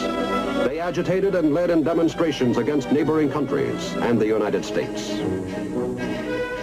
What was profoundly new in terms of what Bernays did is he took this menace to our backyard in Guatemala. For the first time, we saw Reds a couple hundred miles from New Orleans who Eddie Bernays had us believing were a true threat to us, that it was going to be a Soviet outpost in our backyard. But what Bernays was doing was not just trying to blacken the Arbenz regime. He was part of a secret plot. President Eisenhower had agreed that America should topple the Arbenz government, but secretly. The CIA were instructed to organize a coup. Working with the United Fruit Company, the CIA trained and armed a rebel army and found a new leader for the country called Colonel Arbenz. The CIA agent in charge was Howard Hunt, later one of the Watergate burglars. What we wanted to do was have a terror campaign to terrify Arbenz particularly, terrify his troops, much as the German Stuka bombers terrified the population of Holland, Belgium, and Poland at the onset of World War II, and just rendered everybody paralyzed. As planes flown by CIA pilots dropped bombs on Guatemala City, Edward Bernays carried on his propaganda campaign in the American press. He was preparing the American population to see this as the liberation of Guatemala by freedom fighters for democracy. He totally understood that the coup would happen when the public and the press, when conditions in the public and the press allowed for a coup to happen, and he created those conditions. He was totally savvy in terms of just what he was helping create there in terms of this overthrow. But ultimately he was reshaping reality, reshaping public opinion in a way that's undemocratic and manipulative. On June the 27th, 1954, Colonel Arbenz fled the country, and Armas arrived as the new leader. Within months, Vice President Nixon visited Guatemala. In an event staged by United Fruit's PR department, he was shown piles of Marxist literature that had been found, it was said, in the presidential palace. This is the first time in the history of the world that the communist government has been overthrown by the people. And for that we congratulate you and the people of Guatemala for the support they have given. And we are sure that under your leadership, supported by the people whom I have met by the hundreds on my visit to Guatemala, that Guatemala is going to enter a new era in which there will be prosperity for the people together with liberty for the people. Thank you very much for allowing us to see this exhibit of communism in Guatemala. You're welcome. And for dinner, see what Mother has for dessert. Banana gingerbread shortcake. Just another of the many tempting ways in which this nutritious fruit can be prepared. So now that you've seen where bananas come from before they reach your table, our journey to Banana Land is ended. We hope you enjoyed the trip. We know you like bananas. Bernays had manipulated the American people, but he had done so because he, like many others at the time, believed that the interests of business and the interests of America were indivisible, especially when faced with the threat of communism. But Bernays was convinced that to explain this rationally to the American people was impossible, because they were not rational. Instead, one had to touch on their inner fears and manipulate them in the interests of a higher truth. He called it the engineering of consent. He was doing it for the American way of life, and to which he was devoted, sincerely devoted. And yet he felt the people were really pretty stupid. And that's the paradox. If you don't leave it up to the people themselves, but force them to choose what you want them to choose, however subtly, then it's not democracy anymore. It's something else. It's being told what to do. It's that old authoritarian thing. But the idea that it was necessary to manipulate the inner feelings of the American population in the interests of fighting the Cold War now began to take root in Washington. Above all, in the CIA, who were going to take it much further. They were concerned that the Soviets were experimenting with psychological methods to actually alter the memories and feelings of people, the aim being to produce more controllable citizens. It was known as brainwashing. Psychologists in the CIA were convinced that this really might be possible, and that they should try to do it themselves. The image of the human being that was being built up at that particular time was that there was a great deal of vulnerability in every human being, and that that vulnerability could be manipulated to program somebody to be something that I wanted them to be, and they didn't want to be. that you could manipulate people in such a way that they could be automatons, if you will, for whatever your own purposes were. This was the image that people thought was possible. In the late 50s, the CIA poured millions of dollars into the psychology departments of universities across America. They were secretly funding experiments on how to alter and control the inner drives of human beings. The most notorious of these experiments was run by the head of the American Psychiatric Association, Dr. Ewan Cameron. Like many psychiatrists at that time, Cameron was convinced that inside human beings were dangerous forces which threatened society. But he believed that it was possible not just to control these forces, but actually remove them. He thought that psychiatry should not just concentrate on sick people, mentally ill, but should actually go into government, that politicians should listen to psychiatrists. Psychiatrists should be in every parliament and should direct and monitor political activities, because they knew in a rational, scientific way what was good for people. Cameron had set up a clinic in a hospital in Montreal called the Allen Memorial. It is now long since closed down. Cameron took patients who suffered a wide range of mental problems. His theory was that these resulted from forgotten or repressed memories. But he was impatient with the idea of using psychotherapy to uncover them. Instead, he would simply wipe them. Cameron used drugs, including LSD, and the technique of ECT, electroconvulsive therapy. It was conventionally used at that time to relieve depression.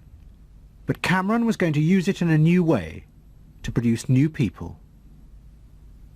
He was really using it to try and change the fundamental function of the individual, to alter their past memories, their past ways of behaving.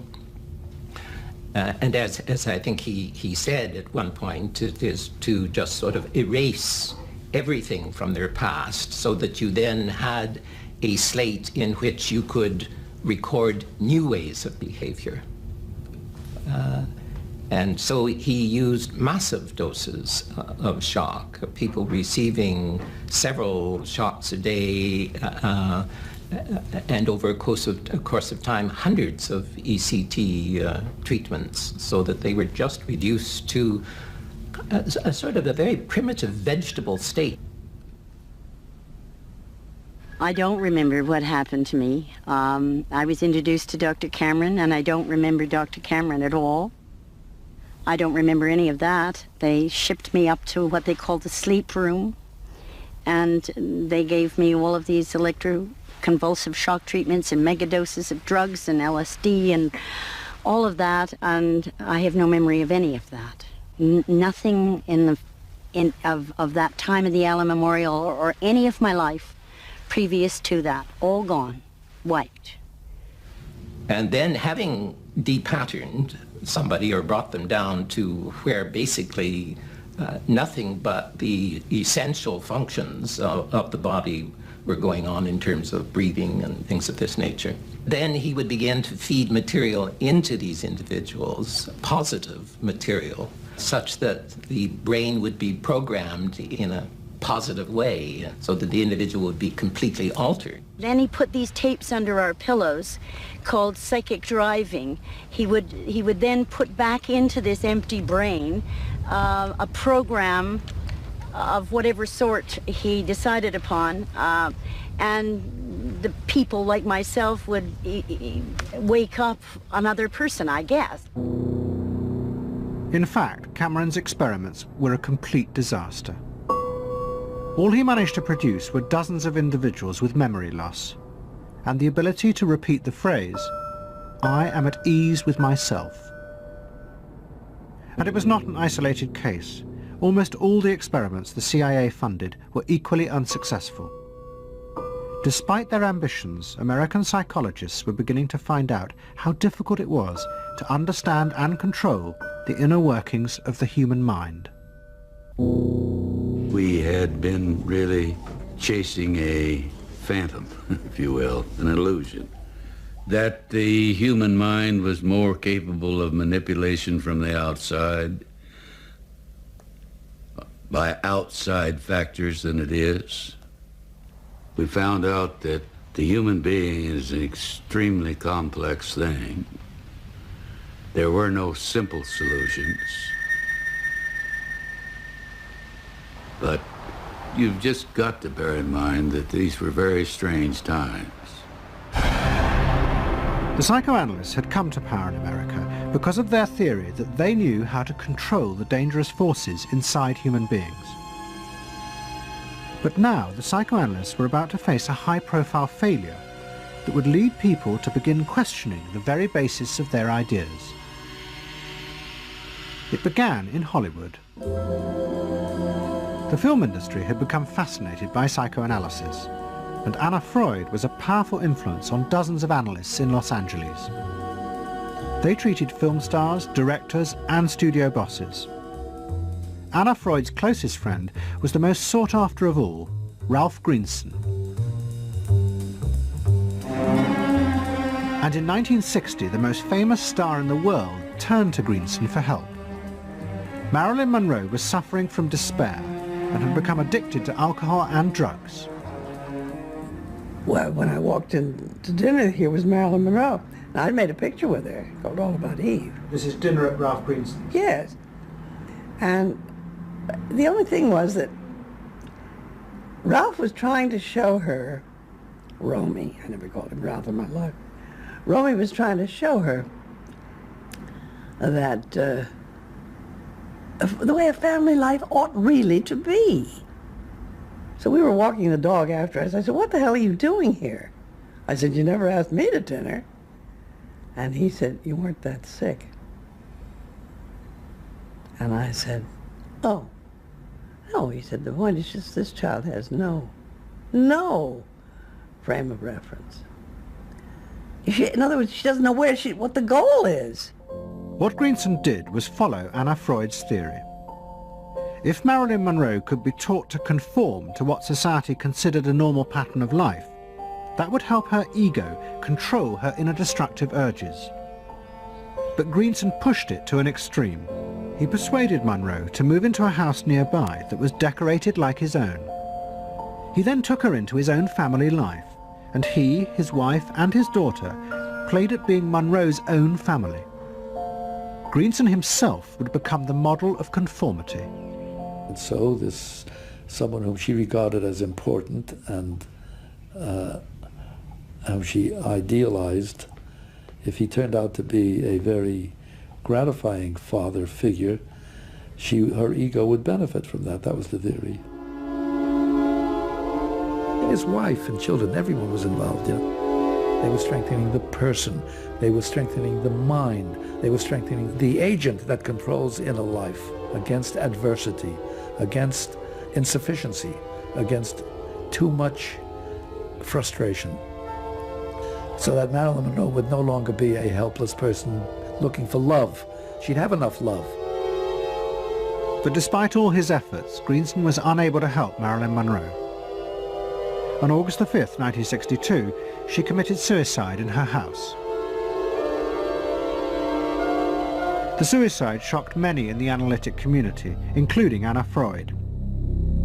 And high-profile figures in American life, who had previously been enthusiasts for psychoanalysis, now began to question why psychoanalysis had become so powerful in America.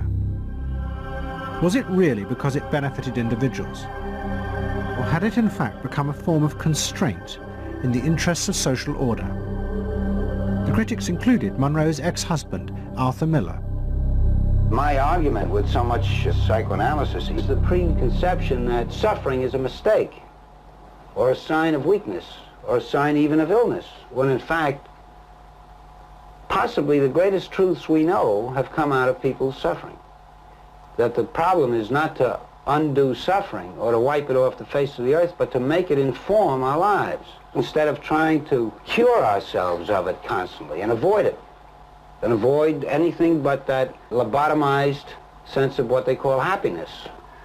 There's too much of an attempt, it seems to me, to think in terms of controlling man rather than freeing him.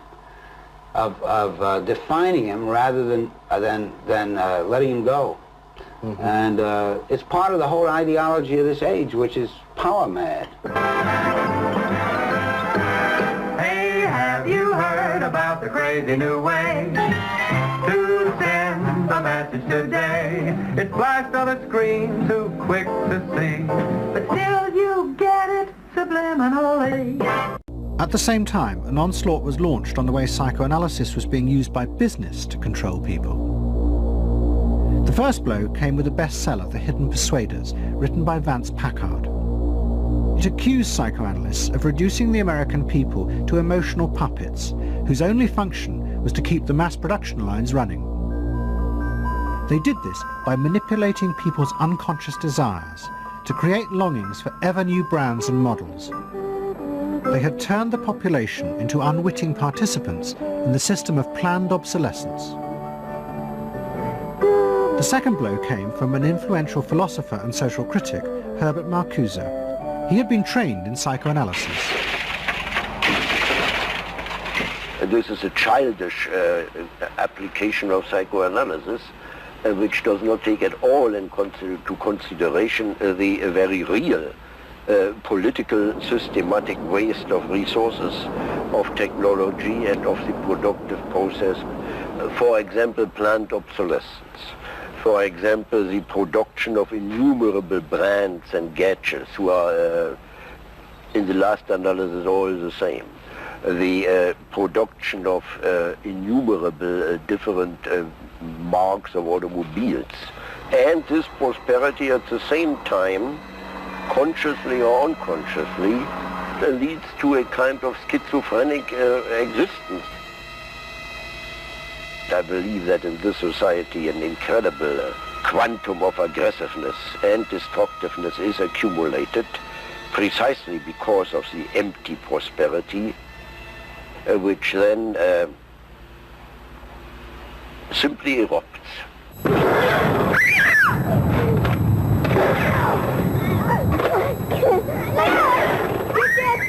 Marcuse's argument was not simply that psychoanalysis had been used for corrupt purposes. It was more fundamental. Marcuse said that the very idea that you needed to control people was wrong. Human beings did have inner emotional drives, but they were not inherently violent or evil. It was society that made these drives dangerous by repressing and distorting them.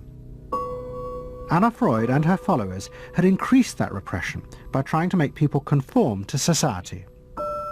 In so doing, they made people more dangerous, not less. Marcuse challenged that social world, and he said that's a world that should not be adapted to. And in fact, what the individual was adapting to was corrupt and evil and corrupting. In other words, he switched the source of evil from inward conflict to the society itself. That the sickness of society lay at the societal level, not at the sickness of human beings in it. And if people did not challenge that, then they were, in fact, submitting to evil. Modern psychology has a word that is probably used more than any other word in psychology. It is the word maladjusted. It is the ringing cry of modern child psychology. Maladjusted. Now, of course, we all want to live the well-adjusted life in order to avoid neurotic and schizophrenic personalities. But as I move toward my conclusion, I would like to say to you today, in a very honest manner, that there are some things in our society and some things in our world for which I'm proud to be maladjusted. And I call upon all men of goodwill to be maladjusted to these things until the good society is realized. I must honestly say to you that I never intend to adjust myself to racial segregation and discrimination. I never intend to adjust myself to religious bigotry. I never intend to adjust myself to economic conditions that will take necessities from the many to give luxuries to the few and leave millions of God's children smothering in an airtight cage of poverty in the midst of an affluent society. The political influence of the Freudian psychoanalysts was over. Instead, they were now accused of having helped to create a repressive form of social control. Anna Freud and Dorothy Burlingham lived on in Sigmund Freud's old house in London. In 1970, Dorothy's son Bob died of alcoholism. And in 1973, his sister Mabby returned for yet more analysis with Anna Freud. She went back for more analysis. She was living at 20 Marisville Gardens in the Freud house, as I guess she did when she wasn't with her husband, and she committed suicide. She took an overdose of sleeping pills. In Freud's own house? In Freud's own house, right.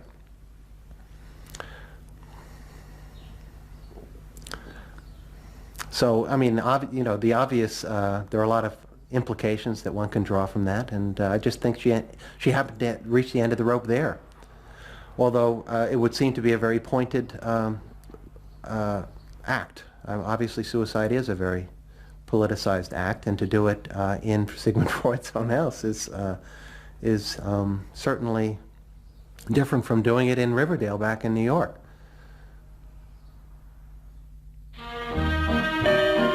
Next week's episode will tell the story of the rise to power of the enemies of the Freud family. They believed that the way to build a better society was to let the self free. But what they didn't realize was that this idea of liberation would provide business and politics with yet another way to control the self, by feeding its infinite desires. You know not what it means to be blue. Someday you'll realize and pay for all those lies, then you'll know what it means to be blue.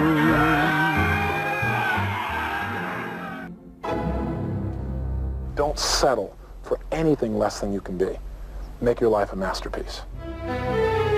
This is a series about how Sigmund Freud's ideas about the unconscious mind have been used by those in power to control the masses in an age of democracy. Last week's episode showed how Freud's ideas spread throughout America in the 1950s. They were promoted by his daughter Anna and by Freud's nephew, Edward Bernays, who invented public relations. He brought Freud's theories into the heart of advertising and marketing. A man like you, I mean, with a car like this. What they both believed was that underneath all human beings was a hidden, irrational self, which needed to be controlled, both for the good of individuals and the stability of society. But the Freuds were about to be toppled from power by opponents who said they were wrong about human nature. The inner self did not need to be repressed and controlled. It should be encouraged to express itself.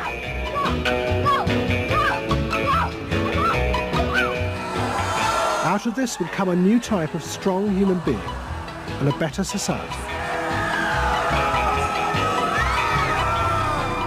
But what in fact emerged from this revolution was the very opposite. An isolated, vulnerable, and above all greedy self, far more open to manipulation by both business and politics than anything that had gone before. Those in power would now control the self, not by repressing it, but by feeding its infinite desires.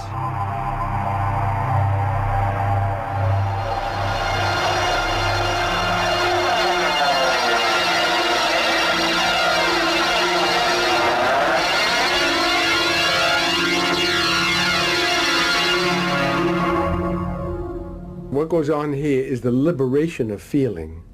In other words, feelings, not just memories, that have been suppressed. For example, screaming, crying, anger. You get a person who's really angry, and they're going to let it out. No! No! I could kill you! I'm an old man. Listen, I can't get all the strength into this that young people would get if they have those feelings. That wasn't bad. In the 1950s, a small group of renegade psychoanalysts began a new form of therapy. They worked in small rooms in New York City and encouraged their patients to express their feelings openly. I want help. I do. I want help. It was a direct attack on the ideas of the Freudian psychoanalysts, who had become rich and powerful, teaching Americans how to control their feelings. In Freud's work, you see, they were afraid of the feelings. They believed that what they wanted was contained people, very proper, doing the right thing and living a proper life. That's what they wanted, but not an intense emotional life. Freud wasn't emotional himself. I mean, he's an intellect, Freud. I was an intellect too, I know, but I'm also more than that now.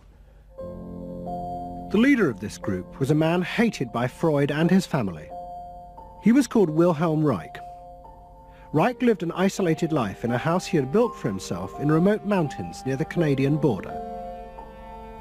Reich originally had been a devoted disciple of Freud's in Vienna in the 1920s. But he had challenged Freud over the fundamental basis of psychoanalysis. Freud argued that at heart, human beings were still driven by primitive animal instincts. The job of society was to repress and control these dangerous forces. Reich believed the complete opposite. The unconscious forces inside the human mind, he said, were good. It was their repression by society that distorted them. That was what made people dangerous. Reich and Freud had two fundamentally differing views about what was essential human nature. At its core, Freud saw an uncontrolled, violent, warlike, raging inferno of emotions. Reich said these things are not the way human beings are originally destined to be. They're the result of not permitting the original impulse to express itself. The underlying natural impulse, Reich argued, was the libido, sexual energy. If this were released, then human beings would flourish. But this idea brought him into direct conflict not only with Sigmund Freud, but Freud's daughter Anna, who believed that the sexual forces in humans were dangerous if not controlled. My father thought that you should liberate the libido and have freedom. And he developed a theory rather early that neuroses were due to lack of good orgasm, or any orgasm. And that was, Anna Freud, you know, was a virgin. I mean, this is very important because she never had a sexual relation with a man. And here was this man preaching that the way to health was through orgasm. And here was this woman who had been analyzed by her father because she was masturbating. So here's this woman who's opposed to sexuality, really, and here's this man who's preaching sexual freedom. I mean, there was bound to be a clash, wasn't there? The conflict came to a head at a conference in 1934 in Switzerland. Anna Freud, who had by now become the acknowledged leader of the psychoanalytic movement, forced Wilhelm Reich out. She destroyed his career. She got rid of him, very definitely. And I guess part of what I'm doing is getting rid of her. Explain. Well, I think that Anna Freud shouldn't get away with what she did, that it should be known, maneuvering to get him kicked out of the International Psychoanalytic Association. So you're taking revenge? You might say so, right? Or wronging a right? No, righting a wrong. You better cut that one out. Isn't that called a Freudian slip? Yes, it is. Reich fled to the United States and built his home and a laboratory. His ideas became grandiose to the point of madness. He was convinced that he had discovered the source of libidinal energy. He called it orgone energy, and Reich built a giant gun, which he said could capture this energy from the atmosphere and concentrate it onto clouds to produce rain. He also said that the gun could be used to destroy UFOs, which threatened the future of the world. In 1956, Reich was arrested by the federal authorities for selling a device that he said used orgone energy to cure cancer. Reich was treated as a madman. He was imprisoned and all his books and papers burnt on the order of the court. A year later, Reich died in prison. To the Freudians, it seemed as if their main threat had been removed forever. But they were wrong. What the Freudians didn't realize was that their influence in American society was also about to be challenged, and in a way that would lead not only to their decline, but to the dramatic resurgence of Reich's ideas in America and throughout the capitalist world.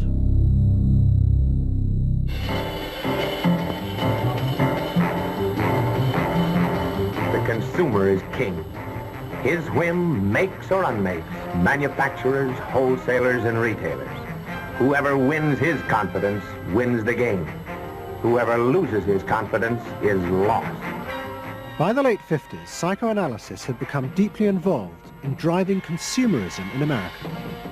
Most advertising companies employed psychoanalysts, and as last week's episode showed, they had created new ways to understand consumers' motives, above all with the focus group, in which consumers free associated their feelings about products. Out of this came new ways to market products by appealing to the hidden unconscious desires of the consumer. Neutral stimulus. Memorability. Sheer deception. Great. Tilt-away steering wheel. Symbolic. A dream thing, the mistress. Something intimate is going on. But in the early 60s, a new generation emerged who attacked this. They accused American business of using psychological techniques to manipulate people's feelings and turn them into ideal consumers. Advertising was manipulation. It was a way to get you to do something that didn't come out of you. It came out of somebody else. Somebody else said, this year you should be wearing powder pink shirts with matching powder pink buck shoes. And I said, why? That's not who I am. That's who somebody else is. They wanted you to be somebody who would buy their stuff. This whole feeling of being somebody else's tool. I don't want to be that. I don't want to be somebody else's man. I want to be me. In the mid-60s, a protest movement began on America's campuses. One of the students' main targets was corporate America. They accused the corporations of brainwashing the American public. Consumerism was not just a way of making money. It had become the means of keeping the masses docile, while allowing the government to pursue a violent and illegal war in Vietnam. The student's mentor was a famous radical philosopher called Herbert Marcuse. Marcuse had studied psychoanalysis and was a fierce critic of the Freudians. They had, he said, helped to create a world in which people were reduced to expressing their feelings and identities through mass-produced objects. It resulted in what he called one-dimensional man, conformist and repressed. The psychoanalysts had become the corrupt agents of those who ruled America. It was one of the most striking phenomena to see to what extent the ruling power structure could manipulate, manage and control not only the consciousness but also the subconscious and unconscious of the individuals. And this took place on a psychological basis by the controls and the manipulation of the unconscious primary drives which Freud stipulated. Think about it, dear American people out there. You hear him now? You're all brainwashed, kiddies. You're all brainwashed. That's why you're here. They're saying right now, kill the bum. Look, I look at you in the living room. You know, you're saying, kill me.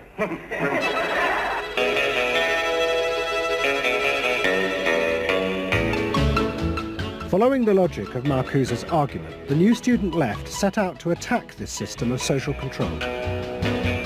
It was summed up in the slogan, "There is a policeman inside all our heads. He must be destroyed." And that policeman was going to be destroyed by overthrowing the state and the corporations that had put him there.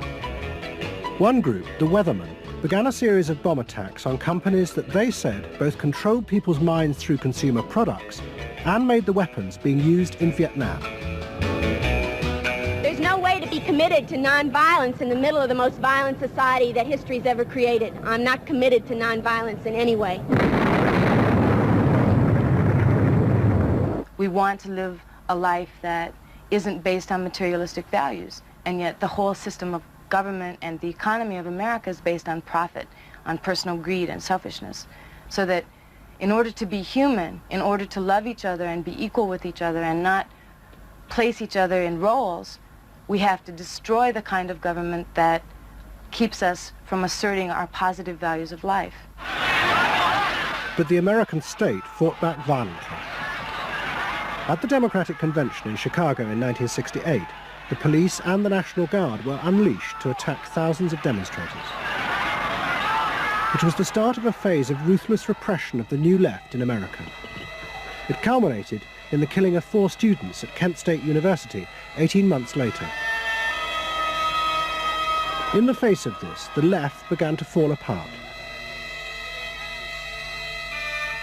We had met the force of the state. It was much bigger and stronger and more powerful than we realized. And at that point, what seemed to happen was that there was a change in tactics. Confronted by this violent repression, many in the New Left began to turn to a new idea. If it was impossible to get the policeman out of one's head by overthrowing the state, instead one should find a way of getting inside one's own mind and removing the controls implanted there by the state and the corporations. Out of this would come a new self, and thus a new society.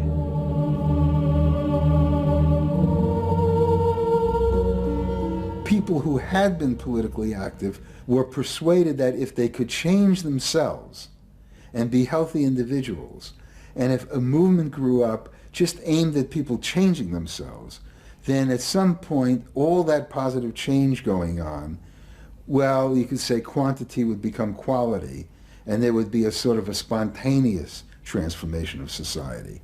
But political activism was not required. It's about making a new you, that if enough people changed the way they were, that the society would change. So the personal became political? Yes, the personal became political.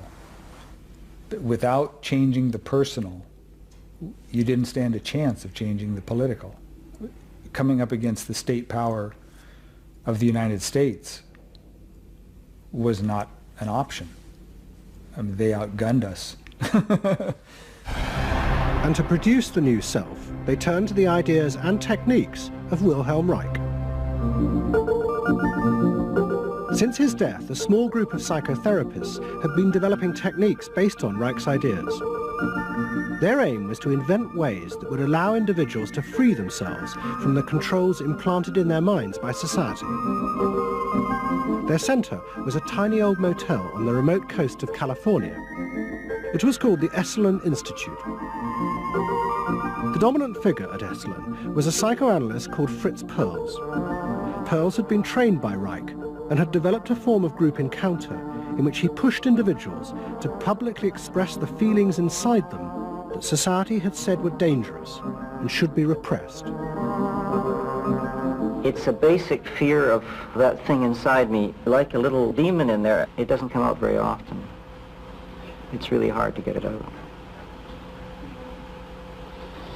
Now put the thing inside you on that chair and talk to it. Perls used to call this getting on the hot seat in front of a group. If this were the hot seat and you were Perls, and you would guide me into this process of self-enactment, self-revelation, of staying present to all the parts of yourself and noticing it, and then taking ownership of this. As the demon? Yeah. Yes, I can come out. I can come right out of him, and I can push him aside. So that you, say you. I can push you aside. Yeah. Be the demon with each one of us. I can make you all cry. I can make you all feel terrible. maybe even forever. I can make the mouth, this mouth here, do things and say things. I can almost destroy anyone, each one of you, if I get out. There isn't one of you that I would spare. Not even you. Yeah. How do you feel now? I feel better. I mean, I feel very honest. Yeah. And you notice the increase of power. In other words, taking ownership of who you are and how you act and how you feel. Your whole being in the world. In other words, giving you autonomy, owning your freedom. I'm frightening. When I have my power, I'm frightening. Say, I frighten you with my power. I frighten you with my power. Now, where do you feel the power? In your hands? In your muscles? Where else? Wake up! I want you to do for me, God damn you! Okay. Stop it. You. It was not phony movement. That's what I wanted to do, and I did it. What Pearls and others working at Esalen believed was that they were creating ways that allowed individuals to express their true inner selves.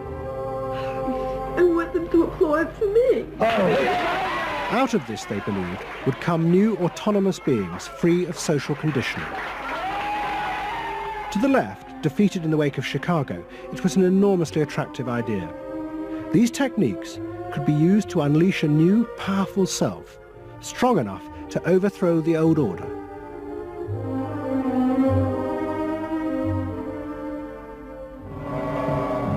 In the late 60s and early 70s, thousands flocked to Esalen. Only a few years before, it had been an obscure fringe institute. Now it became the center of a national movement for personal transformation, the human potential movement. So it became magnetic. People wanted to join this stream of exploration. Within 7 or 8 years, there were about 200 of these centers in America looking mainly to Esalen for the leadership. I feel so liberated. Really? It's fantastic. And it took on a big political agenda. You could not separate personal transformation from social transformation. The two go together. As the movement grew, the leaders of Esalen decided to try and use their techniques to solve social problems. They began with racism. They organized an encounter group for white and black radicals. Both groups would be encouraged to express their inner racist feelings which had been instilled in them by society. By doing this, they would transcend those feelings and encounter each other as individuals. I started a series of encounters called Racial Confrontation as Transcendental Experience. We thought that we wanted to get that kind of black-white confrontation so you could really get down to see what was between the two races, not by backing off and trying to be polite, but by going right into the belly of the beast, of this beast of racial prejudice. And these were extremely dramatic. These were the toughest workshops ever convened at Esalen Institute. I'm looking at you, Whitey. You got clothes on. You got shoes on. You're so sure looking at me, huh? You got the goddamn police in the neighborhood. Really? They're not my police. You got a governor. You got a mayor. Oh, really? You got the president. You got ambassadors. You can vote, too. You got deaths in Vietnam. That's the benefits of slave labor. You got buildings, skyscrapers that you dominate and control economically and politically. And tell me that it's not yours. It's yours, too. Then the blacks all got together and attacked the whites. And they just let us have it. What they call it was peeping somebody. Peeping somebody means peeping into their secrets, into their phoniness, and so forth. Like the white liberal. Oh, they really got onto the white liberal, you know. So don't give me no shit about I'm free. You're a goddamn liar, you white pink son of a bitch, you. Yeah, I want to know what you came down here for. You want a black buck, huh? Yeah. You looking for a stud? That's all, you know. Huh? Well, what did you come here for? You're sitting there with your legs all gap wide open, showing your drawers. Now, what'd you come here for? The black-white encounter groups were a disaster. The black radicals saw it as an insidious attempt to destroy their power. By trying to turn them into liberated individuals, Esalen was removing the one thing that gave them power and confidence in their struggle against racism, their collective identity as blacks. For my reason. For your reason. Now dig this. Your reason for being here is different from my reason. So the human potential movement turned to another social group who they believed would benefit from personal transformation. Nuns. And this time they were more successful. The Convent of the Immaculate Heart in Los Angeles was one of the largest seminaries in America. A group of radical psychotherapists approached the convent. They wanted to try out their techniques for personal liberation on individuals whose identities were defined by a series of external rules which they had deeply internalized. The convent, anxious to appear modern, agreed to the experiment. And we did weekend encounter workshops for several hundred Immaculate Heart nuns. Nuns who were reserved, and they tended to be more reserved than other normal people, were told, don't be so reserved, let it all out. You're a good person. You can afford to be who you really are. You don't need to play the role of a nun. You don't need to keep downcast eyes. And prudence is an oversold virtue. You're trying to assert yourself, trying to find out who you are, who you're becoming. At the same time, you're trying to live a life of dedication, of service, and you're trying to make all these things fit into who you are, and you're just, you know, it's such a turmoil at times that you just blow a gasket and do silly, crazy things, you know. Running around the orchard and stealing oranges and taking Cokes out of the refrigerator and crazy things. I felt like I was being a hypocrite, and I wanted people to respect me for what I was, not for what I was wearing. And so I'm glad for the change. You feel frightened, but you'll go on. Oh yeah, I'm scared to death, but it's worth it. The experiment began to transform the convent. The nuns voted to discard their habits in favor of ordinary clothes. But the psychotherapists found they had awoken other forces. Solid. One of the things we unleashed was sexual energy. The kind of thing that the church had been very good at restraining was no longer to be restrained. One sister who was a member of the community, she got the idea that she could be freer than she had been before, and she seduced one of her classmates and then seduced the mistress of novices, who was an older woman, very reserved, and her program of freeing this older woman was sexual. She drove her to the store, and when they drove back and drove into the garage, she leaned over and gave her a big kiss on the lips, and thereafter sister, who had perhaps never been kissed before, was ready for more. The effect of the experiment on the convent was cataclysmic. Within a year, 300 nuns, more than half the convent, petitioned the Vatican to be released from their vows. And 6 months later, the convent closed its doors. All that was left was a small group of nuns, but they had become radical lesbian nuns. The rest gave up the religious life. They gave up being nuns? They did, yeah, they became persons. By the late 60s, the idea of self-exploration was spreading rapidly in America. Encounter groups became the center of what was seen as a radical alternative culture based on the development of the self, free of a corrupt capitalist culture. We just want the freedom to be ourselves, and that's for love, for experience, positive way of life.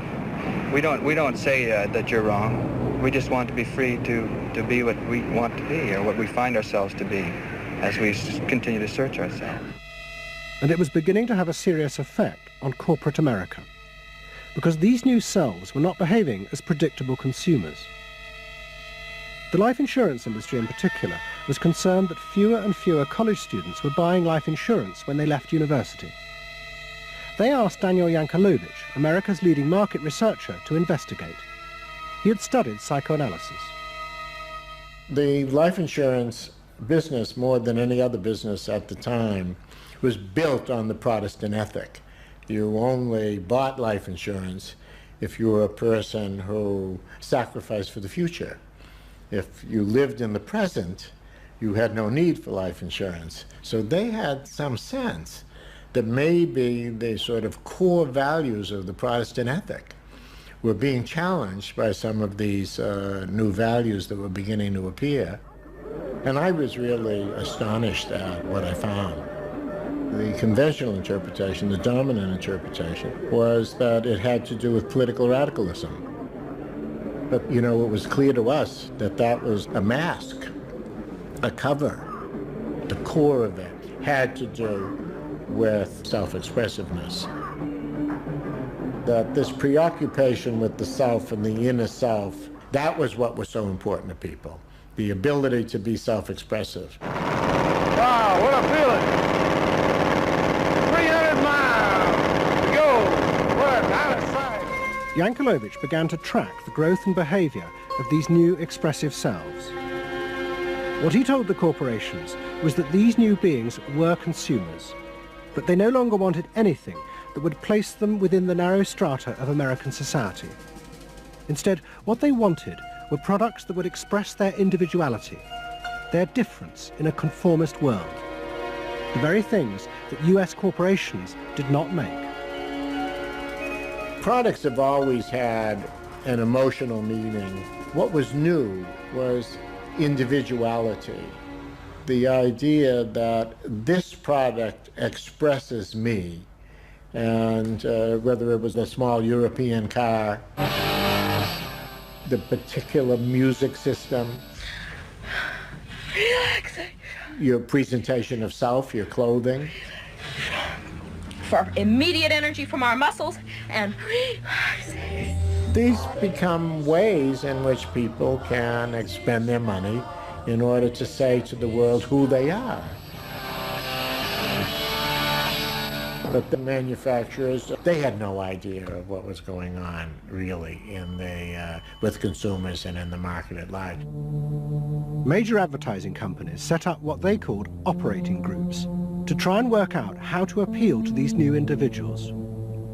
The head of one agency sent a memo to all staff. We must conform, he told them, to the new non-conformists. We must listen to the music of Bobby Dylan and go to the theatre more.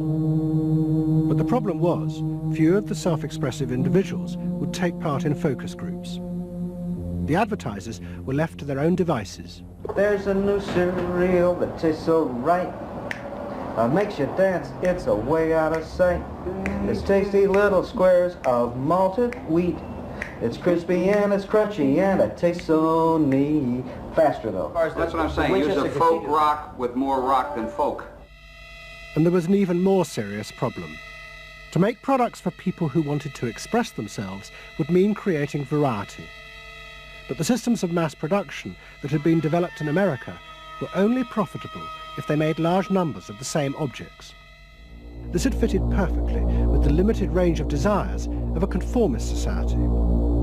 The expressive self threatened this whole system of manufacture. And the threat was about to grow rapidly. Go! Because an entrepreneur had invented a way of mass-producing this new independent self.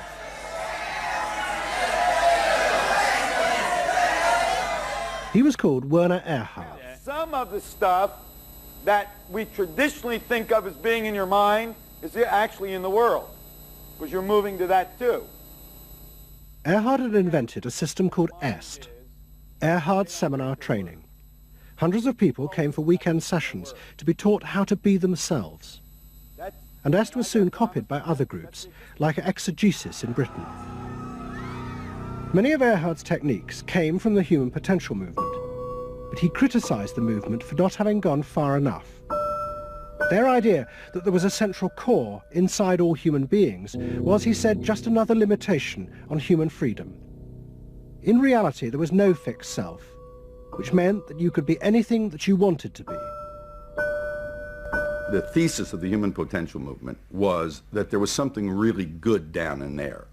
And if you took these layers off, what you were going to wind up with was a kernel, a something that was innately self-expressive, that was the true self, that was going to be a wonderful thing. In actuality, you found people who'd gone to the last layer and took off the last layer and found that what was left was nothing. All right, push! Move! Do it! The S sessions were intense and often brutal. The participants signed contracts agreeing not to leave and to allow the trainers to do anything they thought necessary to break down their socially constructed identities. You're gonna get sandwiched in there. Push! Go for a win! If I push harder than you do, I'm gonna squash you. So you better push fast. Now, hard, do it! That's it, do it, again! Push, good, good, good! Again! Yes! The real point to the S training was to go down through layer after layer after layer after layer until you got to the last layer and peeled it off, where the recognition was that it's really all meaningless and empty.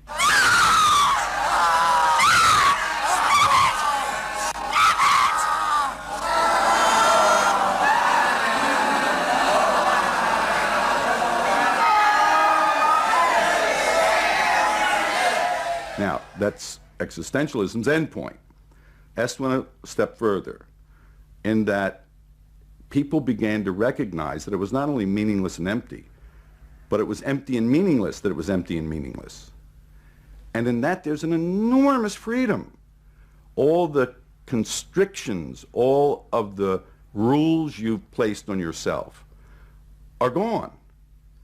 And what you're left with is nothing.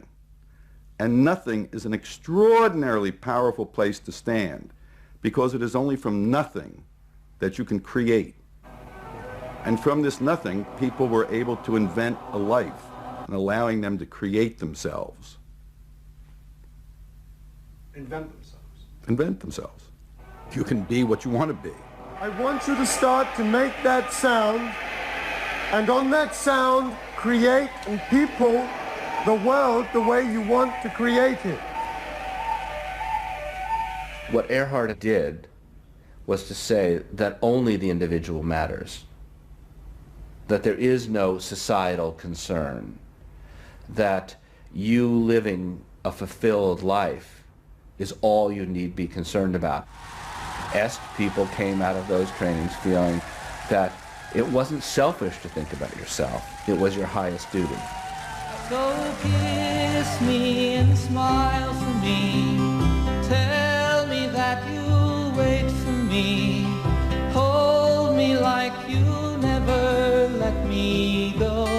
The training is 2 weekends, and it was quite an incredible experience in my life. I'll forever be grateful for the experience. I got a great deal out of it. We really want to know who we are. There are things going on. We learn more and more about ourselves all the time. And to really find out what it is that makes us tick and how we are discovering ourselves. Est became hugely successful.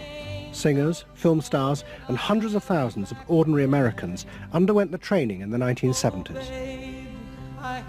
But in the process, the political idea that had begun the movement for personal transformation began to disappear. The original vision had been that through discovering and expressing the self, a new culture would be born, one that would challenge the power of the state. We will not let them separate our culture from our politics. We are a people. We are all together. But what was now emerging was the idea that people could be happy simply within themselves, and that changing society was irrelevant. One of the proponents of this was Jerry Rubin. In 1968, Rubin, as leader of the Yippies, had led the march on Chicago, but now he had undergone S training. I was willing to die, and I had a martyr complex in a sense. I think we all did. And I've given up that ideal of sacrifice.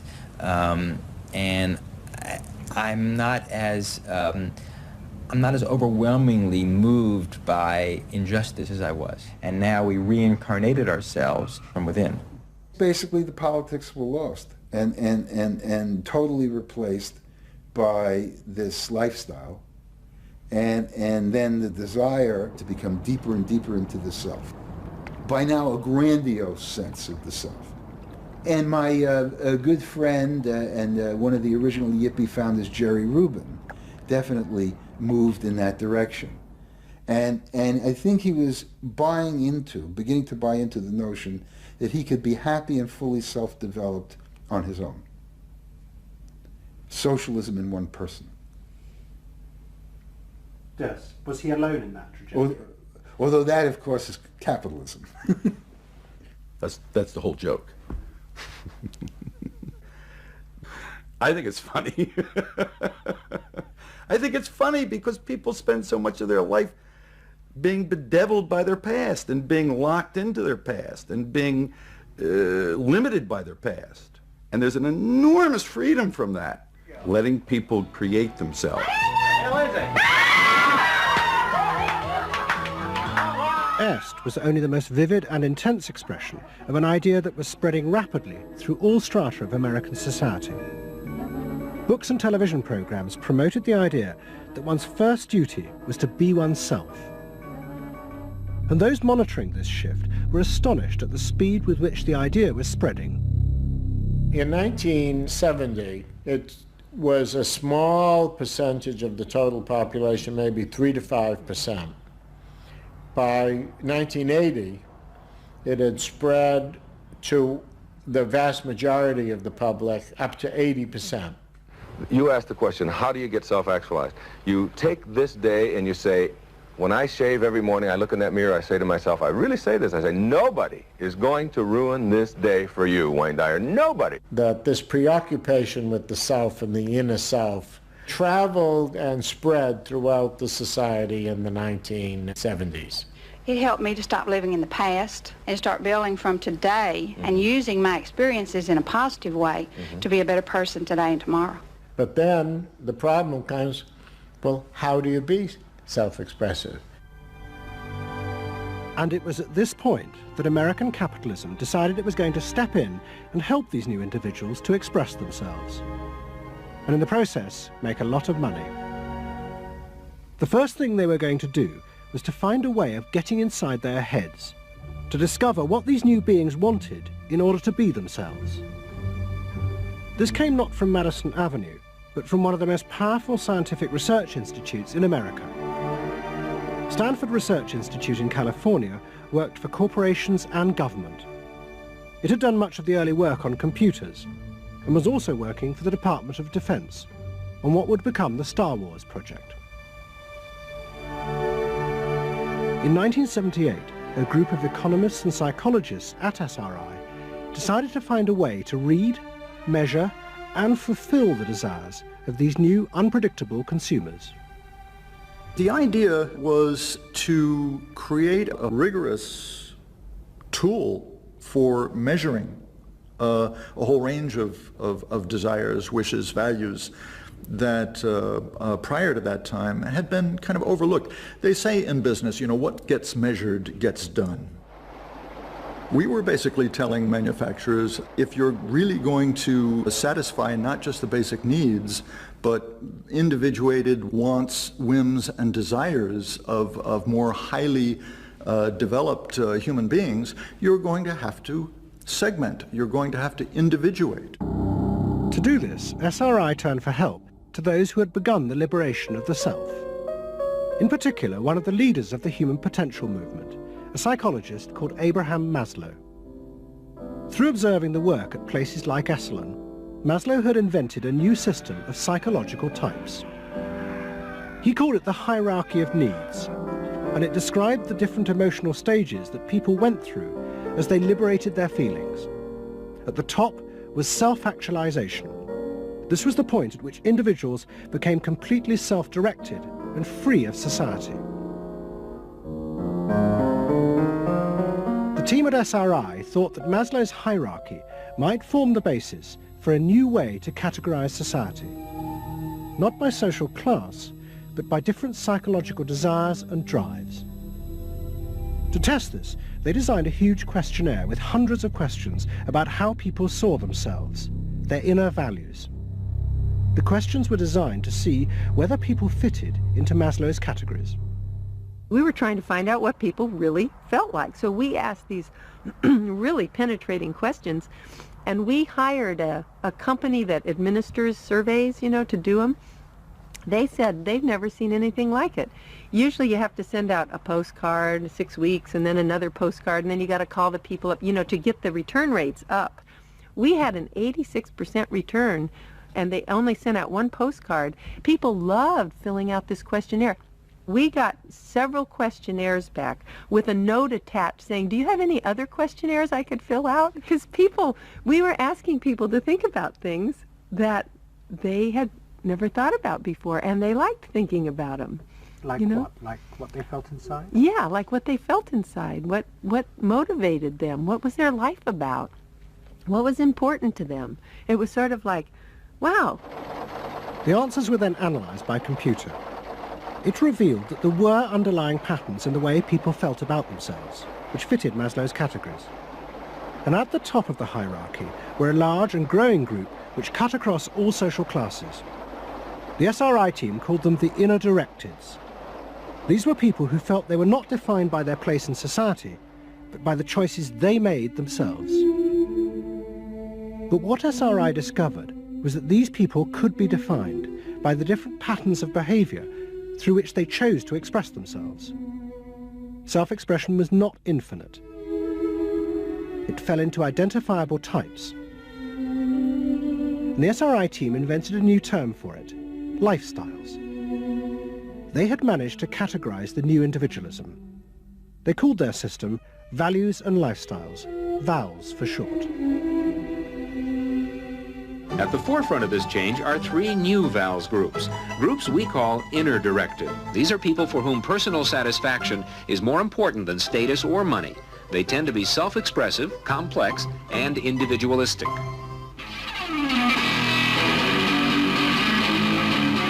Rob is an I am me. I am me's are searching for new values, breaking away from traditions and inventing their own standards. Rob even invented his own name, Rob Noxious. Jody is an experiential. This is a group seeking inner growth through direct experience. Experientials aren't in one place much. This is the try-anything-once crowd, and all that activity takes goods and services. Their hobbies are hands-on, and their possessions are simple, but not always simply priced. I'm a bookseller. I sell books. I'm a businessman. It doesn't necessarily mean that I believe in capitalism. It just happens to be what I'm doing now. SRI created a simplified questionnaire with just 30 key questions. Anyone who answered them could be immediately fitted into a dozen or so of these new groups. It allowed businesses to identify which groups were buying their products, and from that, how the goods could be marketed, so they became powerful emblems of those groups' inner values and lifestyles. It was the beginning of lifestyle marketing.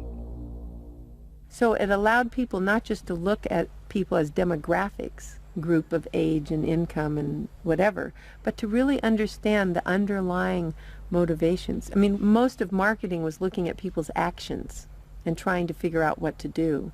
But what we were doing is we were trying to look more into people's underlying values so that we could predict what is their lifestyle, what kind of house do they live in, what kind of car do they drive. So the corporations were then able to sell things to them by understanding them, by having labels, by knowing what these people look like, where they live, what their lifestyles are. If a new product expressed a particular group's values, it would be bought by them. This is what made the values and lifestyle system so powerful: its ability to predict what new products self-actualizers would choose. And this power was about to be demonstrated dramatically. VALS would show it could predict not just the products they would buy, but the politicians they were going to choose to elect. Ladies and gentlemen, the next President of the United States of America, Ronald Reagan! In 1980, Ronald Reagan ran for president. He and his advisors were convinced they could win on a program of a new individualism. It would be an attack on 50 years of government interference in people's lives. I wrote a speech about let the people make the basic decisions, get judges out of the way, get bureaucrats out of the way, get centralized government out of the way, I gave Reagan a choice of several titles for the speech, and the one he picked was "Let the People Rule." Let the people regain rule, regain control over their own destiny away from a remote elite in Washington. I would like to think that the kind of leadership that I would exercise in Washington is not the kind of leadership that I would pretend that I can solve all the problems I've been discussing here, but that together, you and I can. I would like to take the lead in taking government off the backs of the American people and turning you loose to do what I know you can do. It was radical. Moderate Republicans thought it was suicide. Jimmy Carter called it ridiculous. The press was extremely negative. But the odd thing is that it polled very well in New Hampshire, which was the first primary state, the state that we had to win. What was odd was that there seemed to be a strange mosaic of support for Reagan's policies. The traditional pollsters could see no coherent pattern across class, age or gender. But those who had designed the values and lifestyle system believed that they knew why. They were testing their system in both America and Britain, and they were convinced that both Reagan's and Mrs. Thatcher's message about individual freedom would appeal to the group at the top of their hierarchy, the inner directeds, because it fitted with the way they saw themselves. They were really concerned about being individuals, being individualistic. And so in the early stages, when we were looking at the messages that both Thatcher and then Reagan were putting across, we said they are using words that will really appeal to a lot of the younger people, and particularly to the people who are moving towards self-actualization. We call them the inner-directed people. A lot of our colleagues said, that's absolutely ridiculous, because inner-directeds are very socially aware, very socially concerned. They'll never vote Conservative, or they'll never vote for the Republicans. But we said, if Thatcher and Reagan continue to appeal to them in this way, they really will. And I vision leadership in taking government off your backs and turning you loose to do what you can do so well. Thank you very much. The idea that the new self-actualizing individuals would choose a politician from the right, not the left, seemed extraordinary. But to test their prediction, the Values and Lifestyles team did a survey of voting intentions, and they correlated it with their new psychological categories. When we said in our surveys, who are you going to vote for, sure enough, it was the inner-directeds who said that they would vote for Thatcher and for Reagan. And they made the difference in those elections because of their voting for Thatcher and Reagan. And it really surprised our colleagues, even within my own organisation. It really showed the power of this approach, because it's very difficult to identify inner-directeds on the street. These people who voted for Thatcher and Reagan, these inner-directeds, came from any walk of life. It's really hardly correlated with social class at all. I mean, if you just go along and look at age, sex, social class, you would never pick them up. But if you really go along with a questionnaire that gets at their values, then you can identify them very easily. And that was new? And that was completely new, yeah. At the beginning of 1981, Ronald Reagan was inaugurated as president. But he took charge of a country that was facing economic disaster. The terrible inflation of the 1970s had destroyed much of America's traditional heavy industries, and millions were unemployed. But true to his campaign promises, Reagan told the country he would not step in to help, as all previous governments had since the war. These United States are confronted with an economic affliction of great proportions. We suffer from the longest and one of the worst sustained inflations in our national history. Idle industries have cast workers into unemployment, human misery, and personal indignity. In this present crisis, government is not the solution to our problem. Government is the problem. But America's ailing economy was about to be rescued, not by government, but by the new groups that the market researchers had identified, the self-actualizing individuals. They were about to become the motor for what would be called the new economy. You can be what you want to be.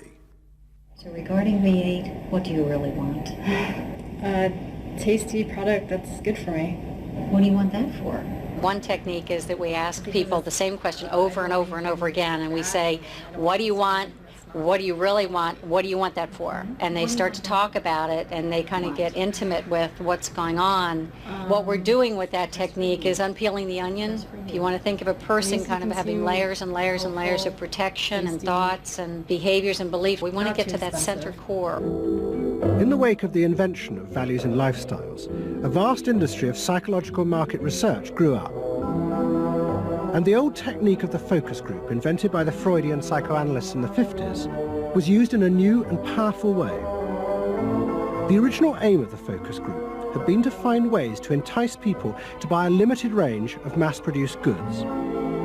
But now focus groups were used in a different way to explore the inner feelings of lifestyle groups, and out of that invent whole new ranges of products, which would allow those groups to express what they felt was their individuality. And the generation who had once rebelled against the conformity imposed by consumerism now embraced it because it helped them to be themselves. What capitalism managed to do that was brilliant was to actually create products that people like me would be interested in, that people like Jerry Rubin would be interested in. Capitalism developed a whole industry at developing products that evoked a larger sense of self. That seemed to agree with us that the self was infinite, that you could be anything you wanted to be, that took our philosophy and agreed with it, and then created products that supposedly helped you, aids, that helped you be this limitless self. The product sells you a way of life, a way of being. The product sells you values. You dress this way, you live in a house like this, you have furniture like this, you use this computer. Do you have the regular jeans or? Oh, Gloria Vanderbilt does a lot in denim, in silks, and in cotton. You eat in these restaurants, there are values there, hipness, coolness. This is not, I repeat, not a marketing scheme. So the notion that you could buy an identity replaced the original movement notion that you were perfectly free to create an identity. And you were perfectly free to change the world and make the world anything you wanted it to be. Well, what I wear is a statement. And this vast range of new desires fitted perfectly with changes in industrial production. Computers now allowed manufacturers to economically produce short runs of consumer goods. The old restrictions of mass production disappeared, as did the worry that had bedeviled corporate America ever since mass production had been invented, that they would produce too many goods. With the new self, consumer desire seemed to have no limit. In the United States, the concern of companies was always that supply would outstrip demand, that we were producing too much, and that there was not a market for it. You don't hear that kind of talk anymore because you've gone from a conception of a market of limited needs, and if you fill them, they're filled, to a market of unlimited, ever-changing needs dominated by self-expressiveness. That products and services can satisfy in an endless variety of ways, and ways that change all the time. And consequently, economies have unlimited horizons. Out of this explosion of desire came what seemed a never-ending consumer boom that regenerated the American economy. The original idea had been that the liberation of the self would create new kinds of people, free of social constraint. That radical change had happened. But while the new beings felt liberated, they had become increasingly dependent for their identity on business. The corporations had realized that it was in their interests to encourage people to feel that they were unique individuals and then offer them ways to express that individuality. The world in which people felt they were rebelling against conformity was not a threat to business, but its greatest opportunity.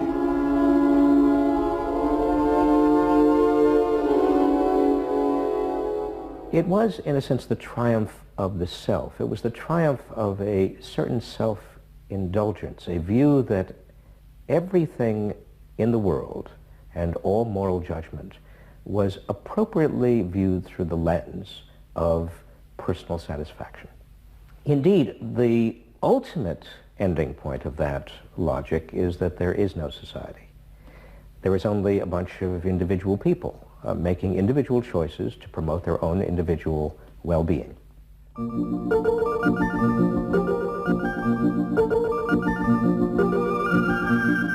Next week's episode tells the story of how politicians on the left, in both Britain and America, turned to the techniques developed by business in order to regain power.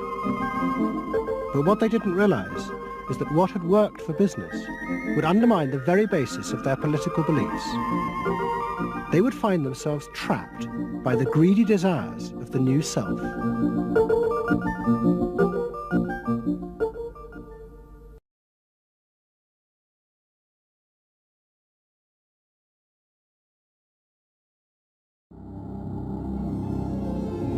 You're moving through a world in which everything is possible and nothing is beyond you. This is the story of the rise of an idea that has come to dominate our society. It is the belief that the satisfaction of individual feelings and desires is our highest priority. Today we're going to tell you how to get whatever you want. I wanted to live a different life that wasn't available to me in the image I was born. I'm here, look at me, notice me. Previous episodes have shown how this rise of the self was fostered and promoted by business. They had used the ideas of Sigmund Freud to develop techniques to read the inner desires of individuals and then fulfill them with products.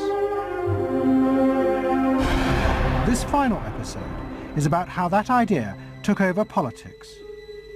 It tells the story of how politicians on the left, in both America and Britain, turned to these techniques to regain power.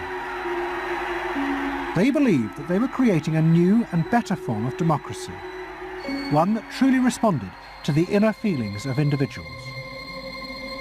But what the politicians didn't realize was that the aim of those who had originally created these techniques had not been to liberate the people, but to develop a new way of controlling them in an age of mass democracy.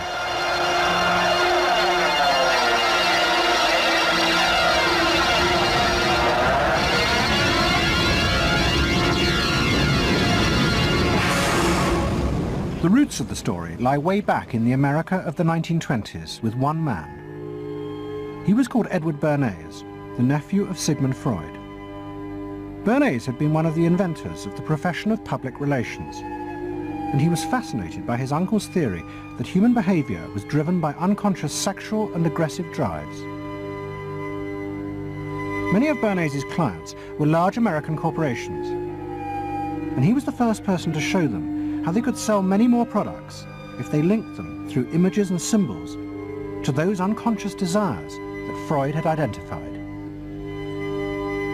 The strategy he offered them was that people could now look at the goods that were emerging within this society and not merely view those goods as things that they needed in order to deal with some specific material want, but also as goods which would stroke and respond to deep emotional yearnings.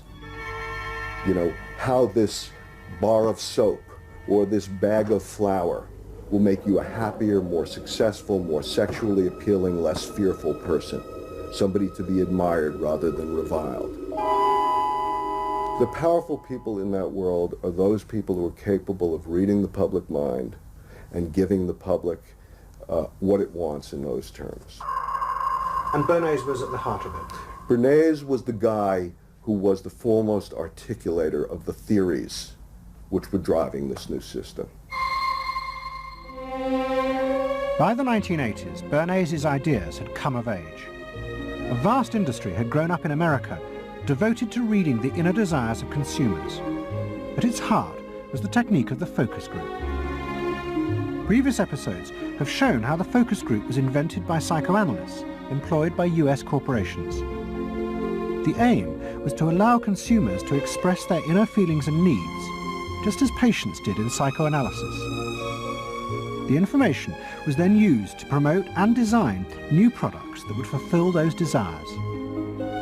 And Edward Bernays, who was now nearly 100 years old, was celebrated as the founding father of this marketing world.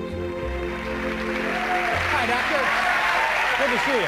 Come on up over here. There you go.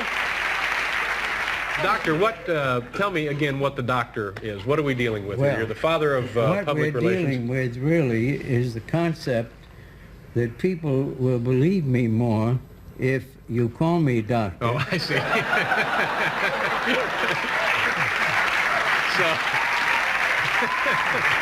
That's a good idea. And Bernays' ideas and techniques were also about to conquer Britain in the 1980s. Unlike America, the ruling elites in Britain had always distrusted the idea of pandering to the masses. It was epitomised by the patrician elite who ran the BBC. Even as late as the 60s, popular programmes were referred to as ground bait. Their real job was to lure the viewers into watching the more serious programmes the elite knew was good for them. And market research reflected this attitude. Individuals were observed and classified by market researchers according to their social class, from A through C2, D and E. Probably they might be C2s. Yes, I think by the way they're carrying their luggage, all yes, no taxi. No taxi, and all stuffed in the bags like that. I think the lady possibly sets her own hair, which is always an indication. Yes. The children are nicely dressed. Yes, they are. Probably a skilled worker. A skilled, yes, a skilled worker. I would think say so. Yes, I would say so. With certain apprenticeship or done some. That's right. Qualifying time. We agree then. Yes, we think C2. We think so. Yes. When people were asked their opinion about both products and politics, they were selected by social class and asked only strictly factual questions about what they thought. Leaving your own party sympathies on one side, who do you think will win this forthcoming election? Labour. Labour. And tell me which you prefer. Which party do you think you'll be voting for? This time, Liberals. You'll be voting for the Liberals. And who do you think will be second? Conservative. This one. Thank you. The idea that one might ask people what they themselves felt and desired, and then give it to them, was seen as alien to the ruling elites, which would challenge their belief that they knew what was best for the public. There's evidence in other countries, in the United States, for example, where pollsters have been used before elections to interpret the mood of the public, and then you give people more what they want to have and less what they ought to have. But again, this could be alleged to be more democratic, I don't know. It's very dangerous ground, I think, though, when polls are used in that way. But then, in the economic crisis of the mid-70s, British industry was forced to begin to pay attention to the inner feelings of consumers. As the recession deepened, consumer spending fell dramatically, and the advertisers insisted that the only way for companies to survive was to make their advertising more effective. And to do this, they would have to delve into people's underlying psychological motives for purchasing. The advertising industry started to bring in Americans to run focus groups with British housewives. Everyone is a unique person, and even though you're a group of 10 today, we don't want a group opinion. And we want to know your ideas and your thoughts, no matter how crazy it might be. Please let your imagination run wild, because that's how very crazy things like instant coffee got born. Now, can we get somebody, this lady, to be a kitchen sink? And a kitchen sink, how do you feel with these things that are being used to clean you up? Well, I've got to feel clean. I've got to be kept clean. So you're I feel that. I should hate it if I was all greasy, so I've got to be easy to clean. Okay, now the housewife, this lady, what would you use to clean your kitchen sink? A scouring powder. Of course, a cloth to apply the things on, and plenty of water. Now, how do you feel as you're doing this chore? Feel satisfied? Well satisfied when I have done it, yes. I'm doing my duty. I feel it's a job well done. The consumers were encouraged to play at being products, from household cleaners to car seatbelts. The aim was not to talk rationally, but to act out and reveal their inner emotional relationship to products. Which firmly and unmistakably underlines. And then a politician emerged who also believed that people should be allowed to express themselves. Instead of being controlled by the state, the individual should become the central focus of society. Some socialists seem to believe that people should be numbers in a state computer. We believe they should be individuals. We're all unequal. No one, thank heavens, is quite like anyone else, however much the socialists may pretend otherwise. And we believe that everyone has the right to be unequal, but to us, every human being is equally important. A man's right to work as he will, to spend what he earns, to own property, to have the state as servant and not as master, they are the essence of a free economy, and on that freedom all our other freedoms depend. Mrs. Thatcher's vision was of a society in which the wants and desires of millions of individuals would be satisfied through the free market. This, she believed, would be the engine to regenerate Britain. And with her ascent to power, the advertising and marketing industries flourished. Their task was to find out what the British people really wanted and then sell it to them. In this new climate, the focus group flourished. And those who ran them borrowed from the techniques of psychotherapy to delve ever deeper into people's feelings about products. We're trying to understand how people feel about brands, how they relate to brands, that is to say, what the brand's personality is as far as consumers are concerned. And there are a number of techniques which are very, very helpful for getting to that understanding. The consumer is given crayons to doodle, to express their feelings, to go inside their own head, pull out their feelings and somehow get them onto paper. And these are ordinary drinkers expressing their feelings about drinking Guinness. Here you see a rich, very female aspect of Guinness. So if you were describing a woman who somehow to you had that character, what sort of person is it? Paula Yates, who used to lay in bed, surrounded with magazines and chocolates like a 50s starlet. Out of this research, the marketeers began to detect a new individualism. In particular, among those who had voted Conservative for the first time in 1979. They no longer wanted to be seen as part of social classes, but to express themselves. And crucial to this were the products they chose to buy. We identified that there was this trend towards what might be called individualism, where people wanted to still be part of a crowd, but to express themselves as individuals within it, to have their own personalities, to be, I suppose, their own men. I didn't want to be the same as everybody else. I wanted it to be a little bit different, a little bit individual. It's quite individual upstairs. It's not remarkable, but I think it's quite individual. It is expensive. It's Italian. It's Italian, it's expensive, and it's good quality. A little bit different. Yeah, we want to set our own standards, so nobody else has got what we've got. We just didn't want it be the same as everybody else. We just want to be different. Business responded eagerly to this new individualism, but it soon became one of the main forces driving the growing consumer boom in Britain. Using the data from the focus groups, manufacturers created new ranges of products that allowed people to express their individuality. Business also recategorized people. They were no longer divided by social class, but by their inner psychological needs. If the primary need is security and belonging, we call the groups mainstreamers. If it's status and the esteem of others, then it's aspirers. If it's control, it's succeeders, and if it's self-esteem, it's reformers. And this new marketing culture began to take over the institutions previously dominated by a patrician elite, in particular the world of journalism. The assault was led by the profession of public relations. In the past, PR had been seen as seedy and corrupt, but now it became a glamorous business, promoting products and celebrities. And one of the rising stars was another member of the Freud family, Matthew Freud, the the son of the Liberal MP Clement.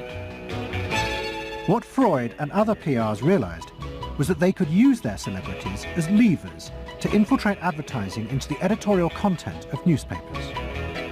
The newspapers were offered exclusive interviews with celebrities, but only if they also agreed to mention products made by Freud's corporate clients, in terms dictated by the company. What happened with Freud's was that you effectively got some kind of product placement, or even product, the manufacturers of the product got some degree of control over how their products would appear in print. So if, for example, you did want to write about Caprice's passion for stuffed crust pizza, you would sign a contract which guaranteed that you would mention the firm Pizza Hut in at least twice in certain positions in the introductory paragraph of the article, that you would agree to run the Pizza Hut logo at such and such a size in such and such a place, and of course that you would agree to run the enclosed pictures of Caprice eating her stuffed crust pizza. There was no choice about how you would run this article in the press. You were effectively told how to run the article in the press. By Freud's? By Freud's. It's a rise of the corporate culture and the rise of business. To traditional journalists, this infiltration of advertising into the editorial pages was a corruption of their profession. But to Mrs. Thatcher's allies, like Rupert Murdoch, who owned The Sun and The Times, it was part of a democratic revolution against an arrogant elite who had too long ignored the feelings of the masses. They hate to see someone communicating with the masses. They feel that newspapers, the written word is not for the masses. That should be left to television, or perhaps to nobody. I'm very proud of The Sun, and The Sun was not represented tonight in your film. You just took page 3, which everyone seems so fascinated with. What about page 1, page 2, every other page of the paper? It was a typical piece of slanting and elitism by the BBC, who, after all, in order to get viewers for this program, put on a very sexy episode of Star Trek, which I was watching out in the room there. Oh, I don't think they put it on to get us viewers. I think we just are lucky to follow They try them. to carry viewers into these show programs. You know how it's done. By the late 80s, Mrs. Thatcher and her allies in advertising and the media had brought the desires of the individual to the centre of society. As last week's episode showed, it was the same transformation that President Reagan had brought about in America. Both politicians had encouraged business to take over from government the role of fulfilling the needs of the people. In the process, consumers were encouraged to see the satisfaction of their desires as the overriding priority. To Thatcher and Reagan, this was a new and better form of democracy. But to their opponents in the parties of the left, they had summoned up the most selfish and greedy aspects of human nature. Ronald Reagan and Margaret Thatcher both embraced an economic philosophy that says the unit of judgment was not only the individual, but it was the individual's personal satisfaction, the individual's own unique happiness and well-being. It was, in a sense, the triumph of regarding individuals as purely emotional beings who have needs and wants and desires that need to be satisfied and can be satisfied unconsciously. It goes way back to the early part of the 20th century, to Freud, to notions of the unconscious, the assumptions that we are, in terms of our rational minds, we're little corks bobbing around on this great sea of hopes and fears and desires of which we are only dimly aware, and that the role of a marketer, the role of somebody selling something, including a politician, is to appeal to this great swamp of desire, of unconscious desire. The left believed the opposite, that the way to create a better society was not to treat people as emotional, isolated individuals, but to persuade them to realize that they had common interests with others, to help them rise above their individual feelings and fears. Let me assert my firm belief that the only thing we have to fear is fear itself, nameless, unreasoning, unjustified terror, which paralyzes needed efforts to convert retreat into advance. This idea had flourished in America in the Depression of the 1930s. President Roosevelt, faced with the chaos caused by the Wall Street crash, encouraged Americans to join together in trades unions, to set up consumer groups, and to pay for a welfare system for those trapped in poverty. His aim was to create a collective awareness which would become a powerful weapon against the unfettered power of capitalism, which had caused the crisis. That idea had driven the Democratic Party for 50 years. But now, Roosevelt's inheritors railed vainly against the effects of the self-interest encouraged by President Reagan. There is despair, Mr. President, in the faces that you don't see. Maybe, Mr. President, if you stopped in at a shelter in Chicago and spoke to the homeless there. Maybe, Mr. President, if you asked a woman who had been denied the help she needed to feed her children because you said you needed the money for a tax break for a millionaire or for a missile we couldn't afford to use. The worst thing Ronald Reagan did was to make the denial of compassion respectable. He said, you've worked hard, you've made your money. You shouldn't have to feel guilty about refusing to throw it away on people who choose to be homeless and who choose not to work. That's what he said. He said it with an elegance and a kind of benign aspect that disguised its harshness. You think we can do anything about it? Well, why not? If we can work together now to look after the lives of the people here, I don't see why we couldn't work together afterwards to clear up the mess and help build a better world in which these things can't possibly happen. The qualities we've learned from comradeship and common suffering are not going to be wasted after this war. It's out of experience like ours that the new world will be built. That same idea of marshalling the collective force of the masses to challenge the entrenched power of wealth and business had also led the Labour Party to power in Britain after the war. But in the 80s, Labour, like the Democrats in America, lost election after election as millions who had once voted for them switched their allegiance to the Conservatives. There it is, going blue just about everywhere, sweeping the country. The rural parts of Britain now have gone blue. For they are the party of yesterday, and tomorrow is ours. In the face of this, a growing number within the Labour Party became convinced that if they were ever to regain power, Labour would have to come to terms with the new individualism. One of them was an advertising executive called Philip Gould, who had been a lifelong Labour supporter. Gould believed that Labour's leadership had become corrupted by the same patrician arrogance that dominated all Britain's institutions. They denigrated and disapproved of the new aspirations of working-class voters. Labour stopped listening to these people, and I remember the best example of this was after the election of 1983, which was the election above all where the people's voices just were not heard. And I had dinner with a leading Labour Party figure who'd been involved in the defeat, heavily involved in the defeat, and his wife said, God, these working class people, they just, we give them education, we give them chances in life. What do? They read the Sun and they just don't vote for us. And there was such a gap between these people just trying to make lives for themselves, better lives for themselves, and the kind of elitism of the Labour Party that was just such a chasm that had to be filled. Gould became part of a small group of modernisers centred around Peter Mandelson. Their aim was to reconnect Labour with the lost voters. To do this, Gould turned to the technique he knew well from his work in advertising, the focus group. Gould commissioned focus groups in suburban areas across the country with small groups of voters who had switched to Mrs. Thatcher.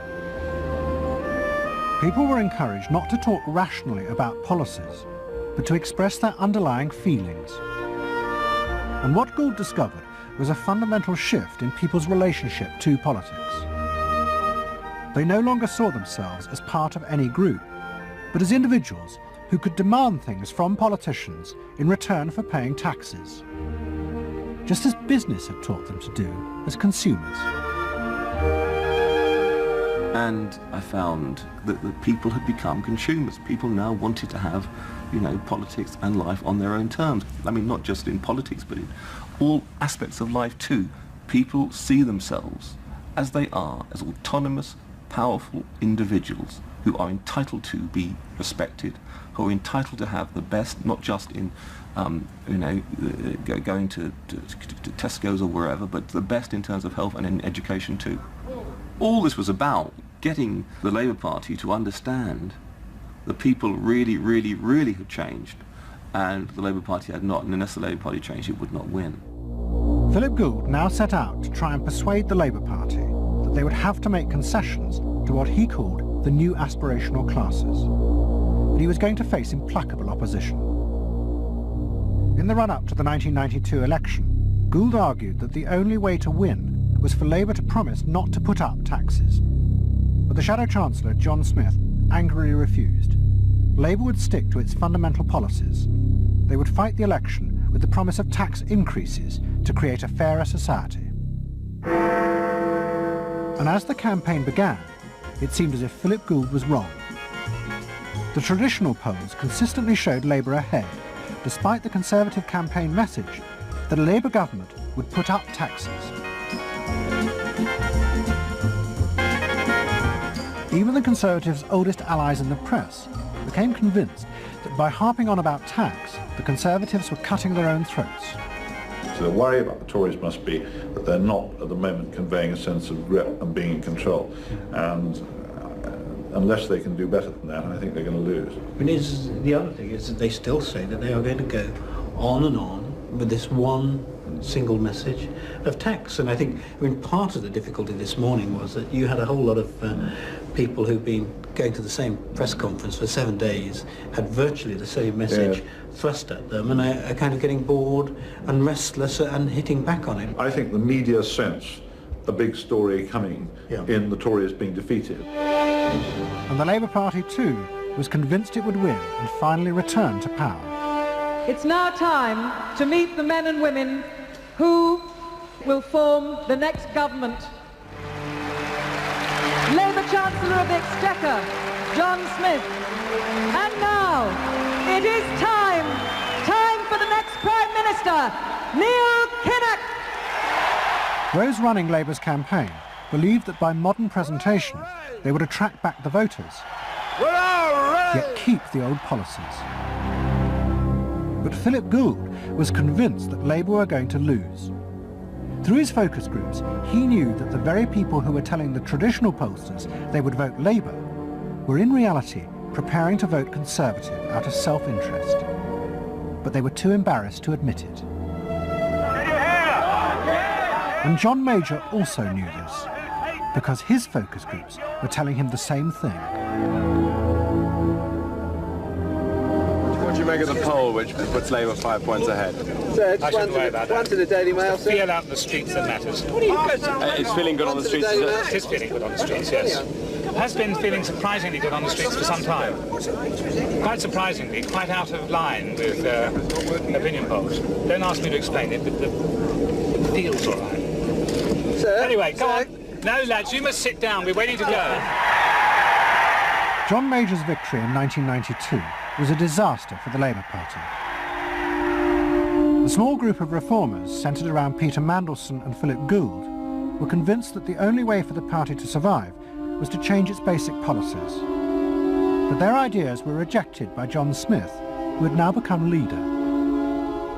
Philip Gould left Britain to go to work for the campaign to elect Bill Clinton president in America. The 1992 election, during it and afterwards, people felt under great strain and really did feel demoralised and dejected. And then to go from this to the Clinton campaign, it was an extraordinary experience, because here suddenly I found articulated many of the ideas that I'd had but not fully myself been able to encapsulate or to articulate. If you want a president who will restore the middle class, reclaim the future for the middle class, and restore the American dream, vote for Bill Clinton in New Hampshire and send a signal to the country that we are coming together. What Gould discovered was that, like the Labour Party, the Democrats had also been doing focus groups with swing voters. The difference was that Bill Clinton had decided to tailor his policies to fit with these voters' desires. Above all, with their ferocious belief that they should only pay tax for things that benefited them, not for the welfare of others. I have no idea what percentage of my tax dollars go to welfare, but even if it's a minuscule percentage, even if it's a quarter of a percent, it's still too much for the people that are receiving these benefits that are basically non-productive. The Clinton team decided that to win, they had to promise tax cuts for these suburban voters. And they also used the focus groups throughout the campaign to check every appearance, speech and policy with them for their approval.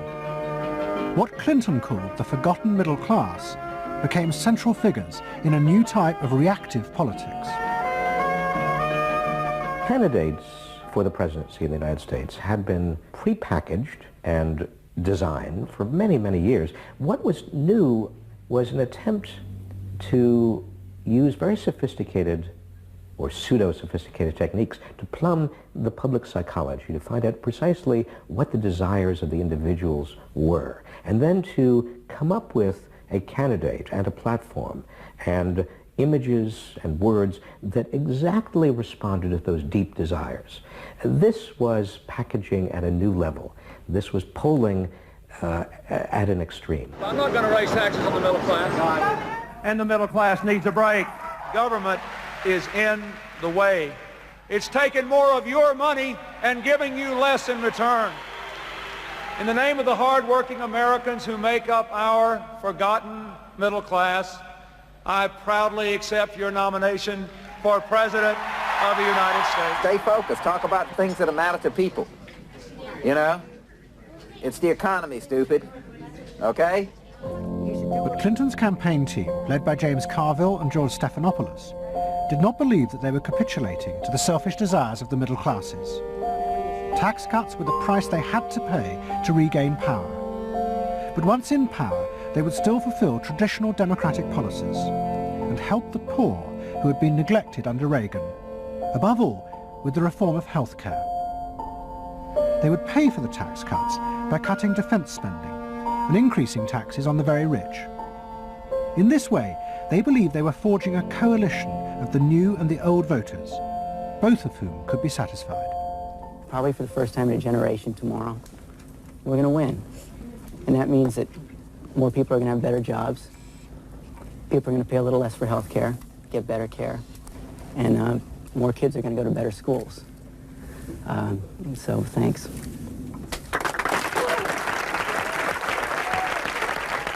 But the Democrats' optimism was to be short-lived. In November 1992, Clinton was triumphantly elected president.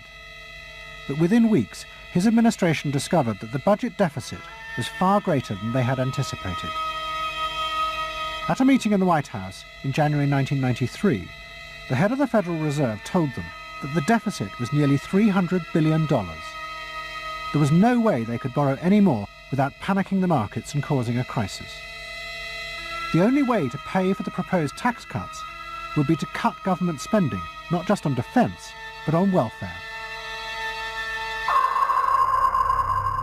Clinton was faced with a choice between the old politics and the new, and he chose the old. The tax cuts were dropped, and he tried to inspire the country with the old democratic ideal of government spending to help the poor and disadvantaged. Tonight I want to talk with you about what government can do, because I believe government must do more.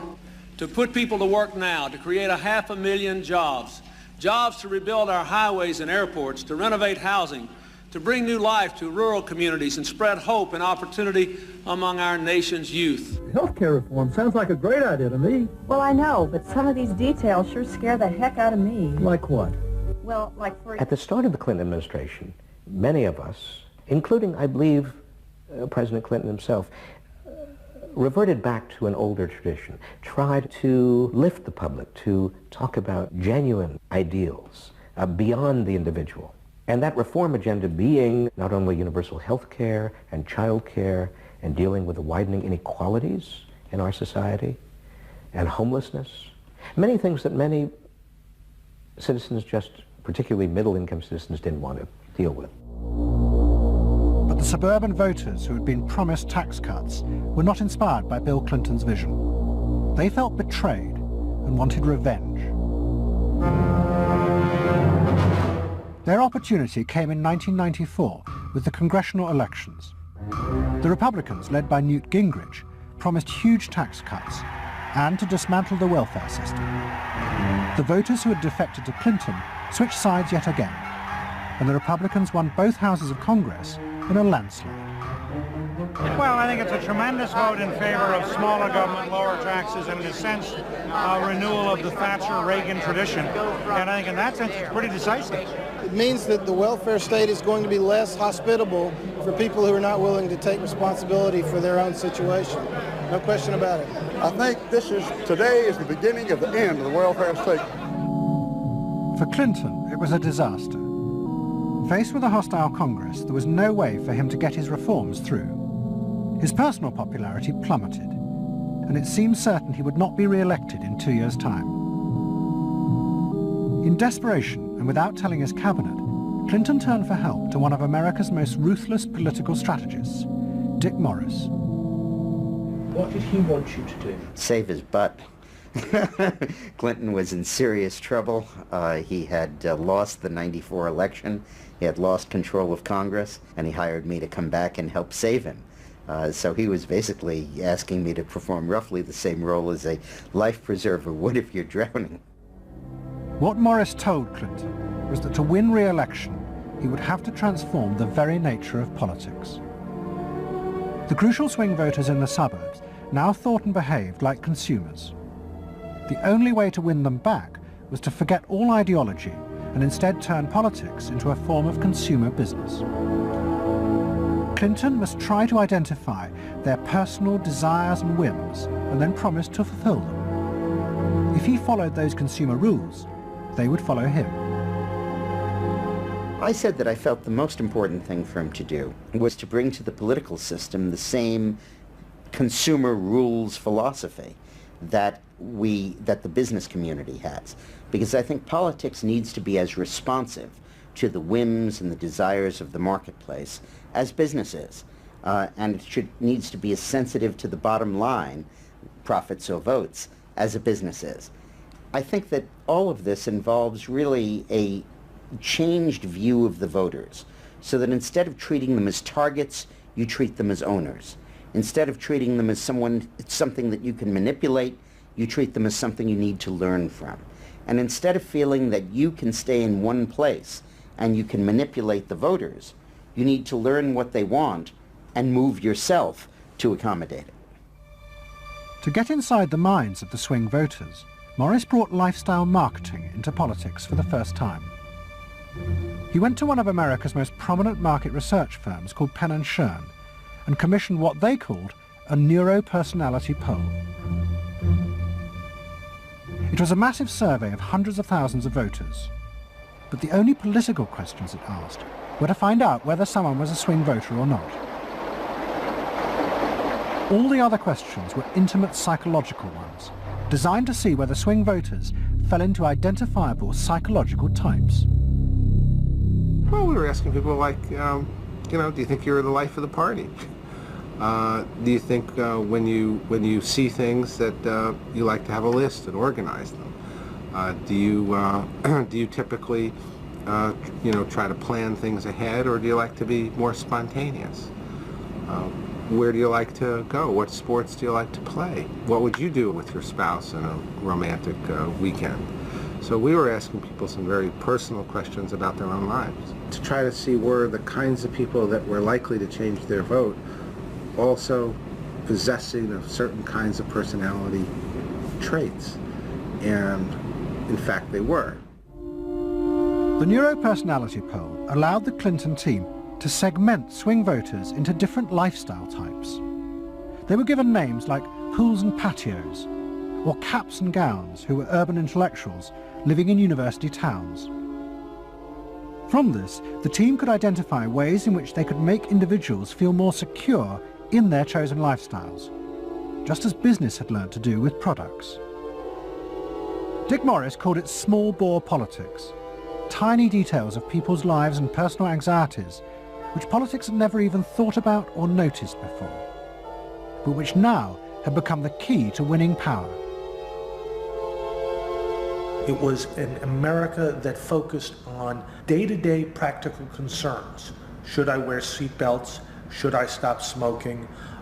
Should I wear a school uniform?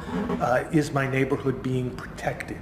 It was not so much a new individualism as the social order as we had known it had broken down. So we got into people's heads, understood their psychology, about lifestyle, about values, what they thought was important, what issues they wanted politicians, and particularly the president, to address.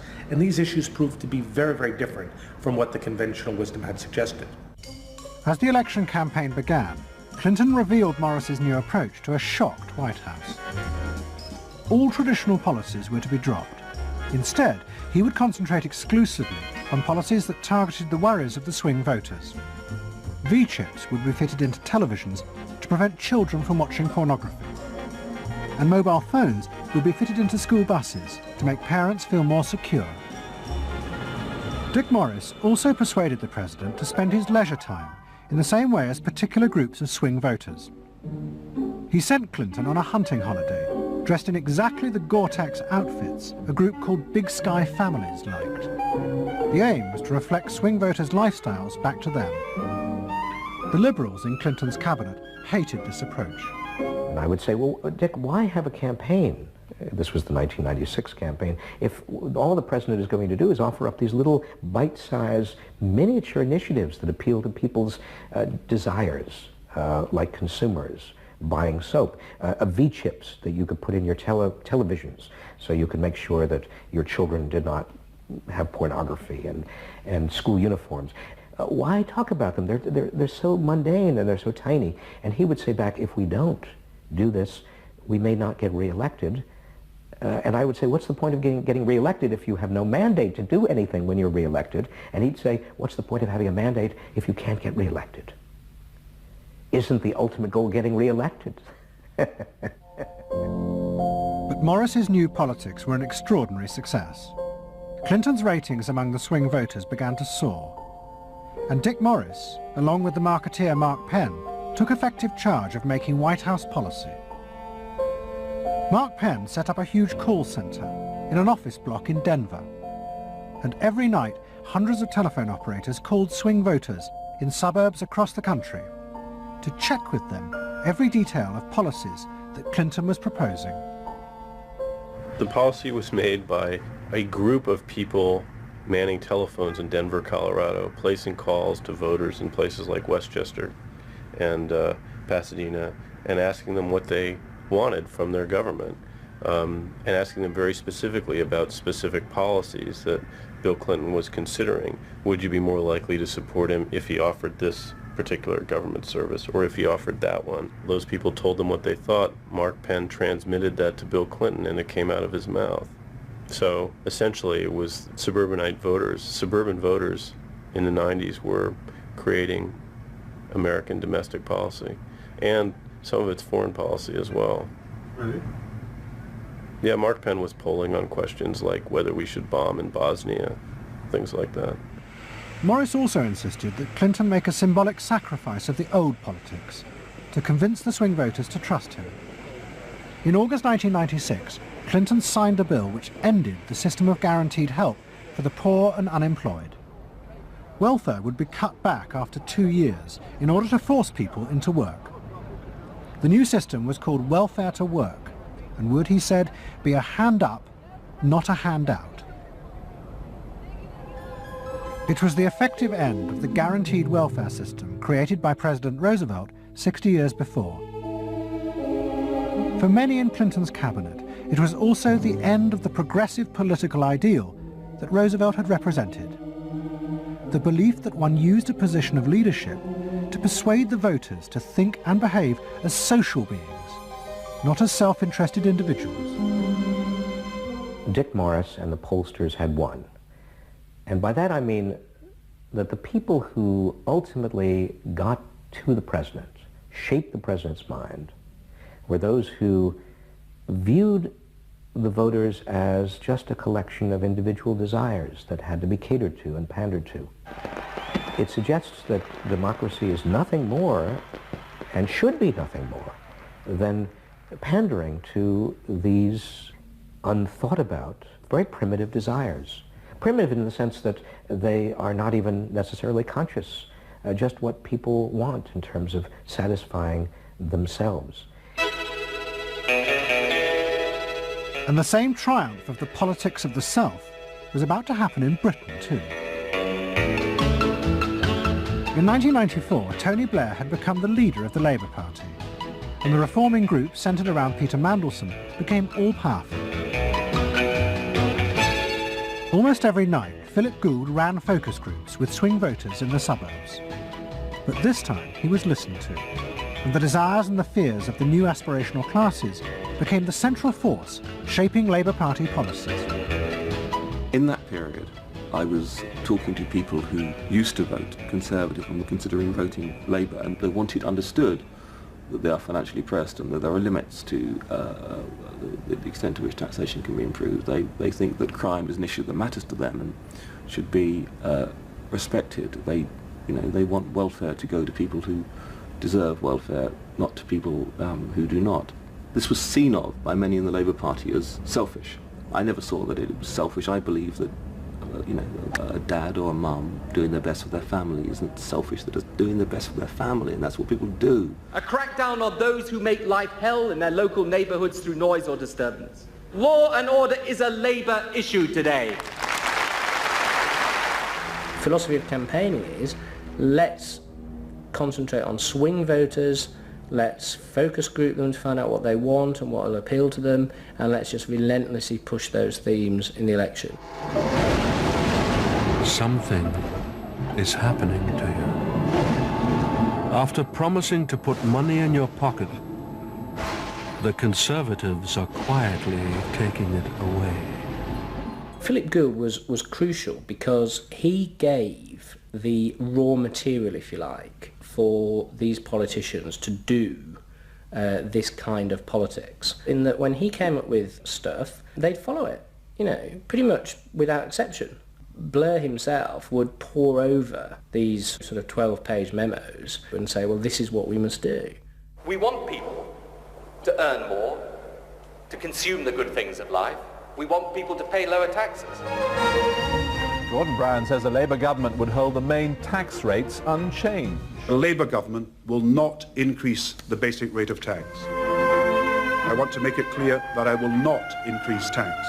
In fact, the Labour Party does stand for Middle England. Those that aspire to do better, to get on in life, and be ambitious for themselves and their families will do better with Labour. Groups of 8 people drinking wine and nibbling, Cheerios, what they thought determined effectively everything that the Labour Party did.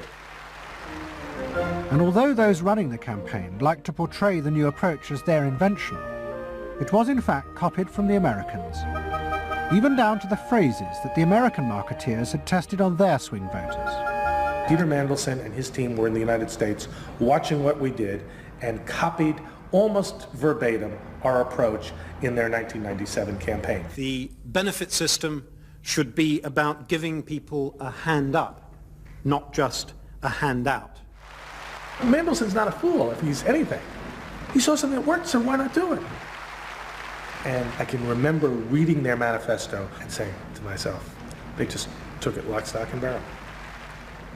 On one hand you're proud, and on another hand you're bitch.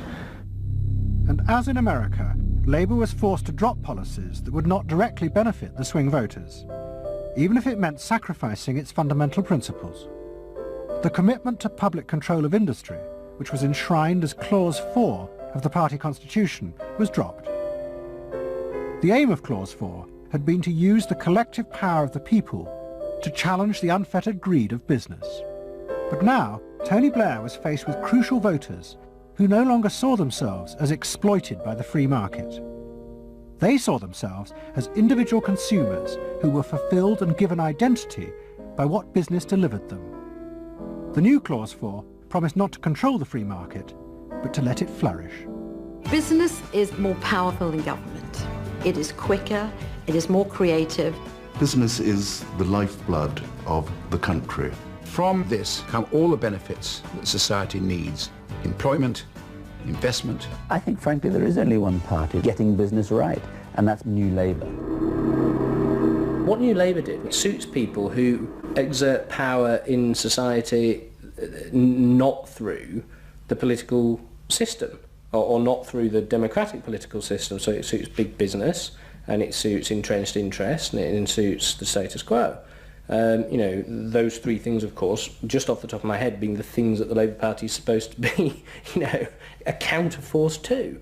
What that means is big business get to carry on exerting their power behind the scenes, getting their way, because there's no countervailing pressure. Countervailing pressure isn't going to come from, you know, 8 people sipping wine in Kettering. Here he goes, turning an awful lot of other blue seats red as well.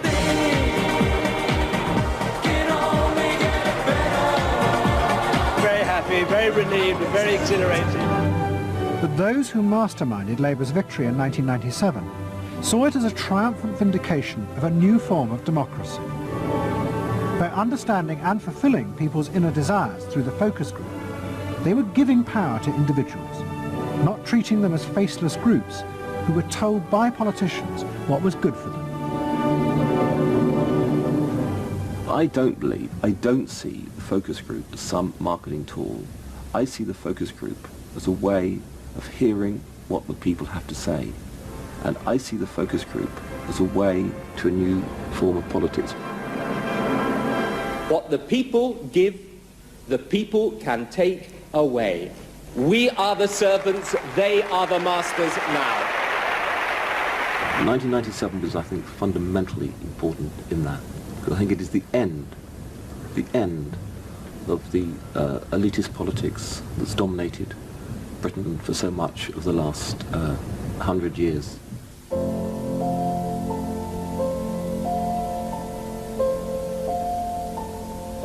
In 1939, Edward Bernays, Sigmund Freud's nephew, created a vision of a future world in which the consumer was king.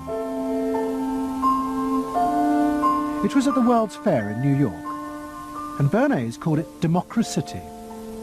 It was one of the earliest and most dramatic portrayals of a consumerist democracy, a society in which the needs and desires of individuals were read and fulfilled by business and the free market.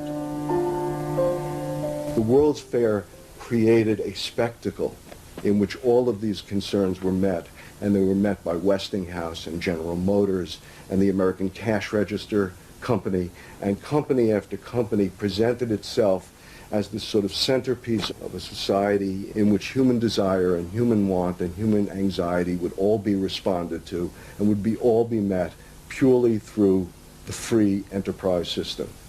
There was this sort of notion that the free market was something that was not guided by ideologies or by political power. It was something that simply was guided by the people's will.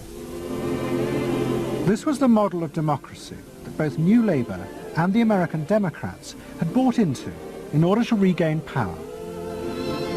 They had used techniques developed by business to read the desires of consumers, and they had accepted Bernays' claim that this was a better form of democracy.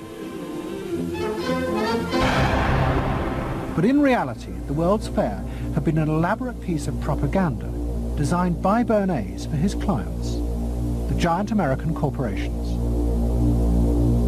Privately, Bernays did not believe that true democracy could ever work. He had been profoundly influenced in this by his uncle's theories of human nature. Freud believed that individuals were not driven by rational thought, but by primitive unconscious desires and feelings. And Bernays believed that this meant it was too dangerous to let the masses ever have control over their own lives. And consumerism was a way of giving people the illusion of control, while allowing a responsible elite to continue managing society.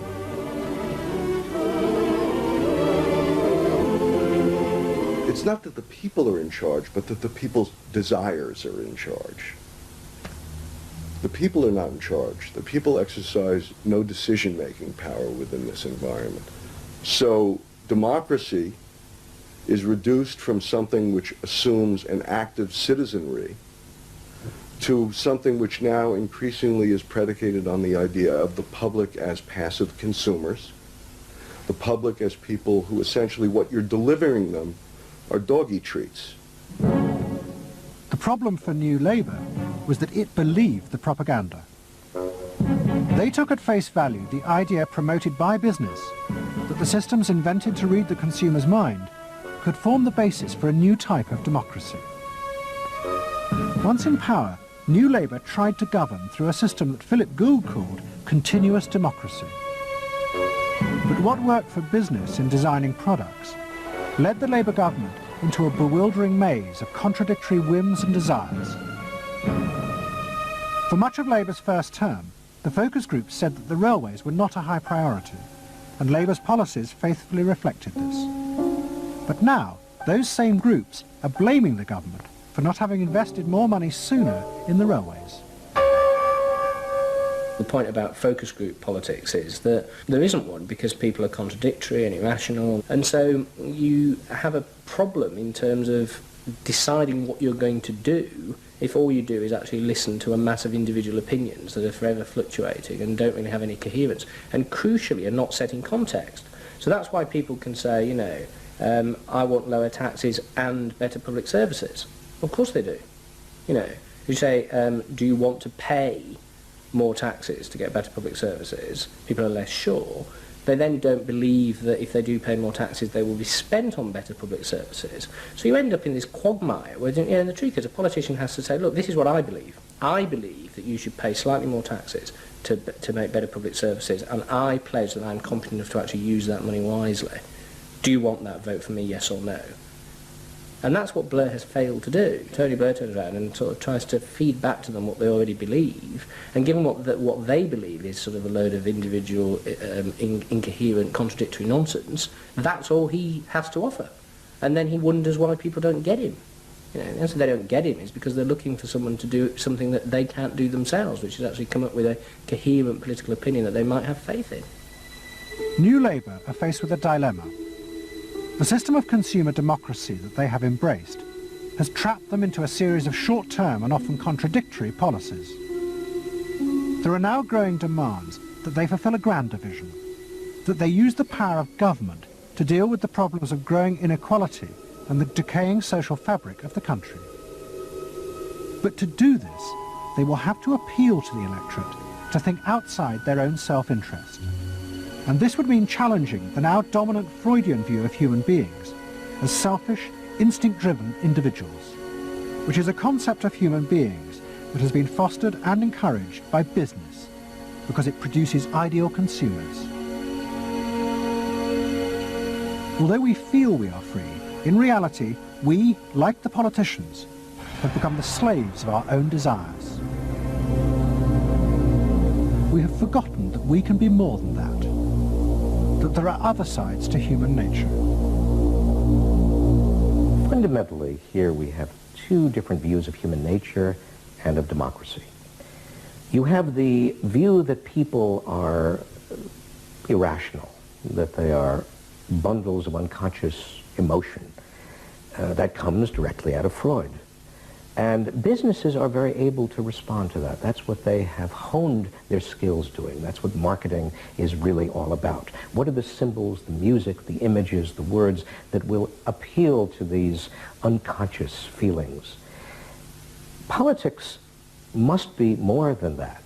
Politics and leadership are about engaging the public in a rational discussion and deliberation about what is best, and treating people with respect in terms of their rational abilities to debate what is best. If it's not that, if it is Freudian, if it is basically a matter of appealing to the same basic unconscious feelings that business appeals to, then why not let business do it? Business can do it better. Business knows how to do it. Business, after all, is in the business of responding to those feelings.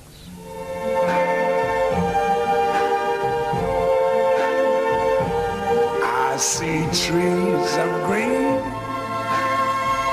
red roses too. I see them bloom for me and you, and I think to myself,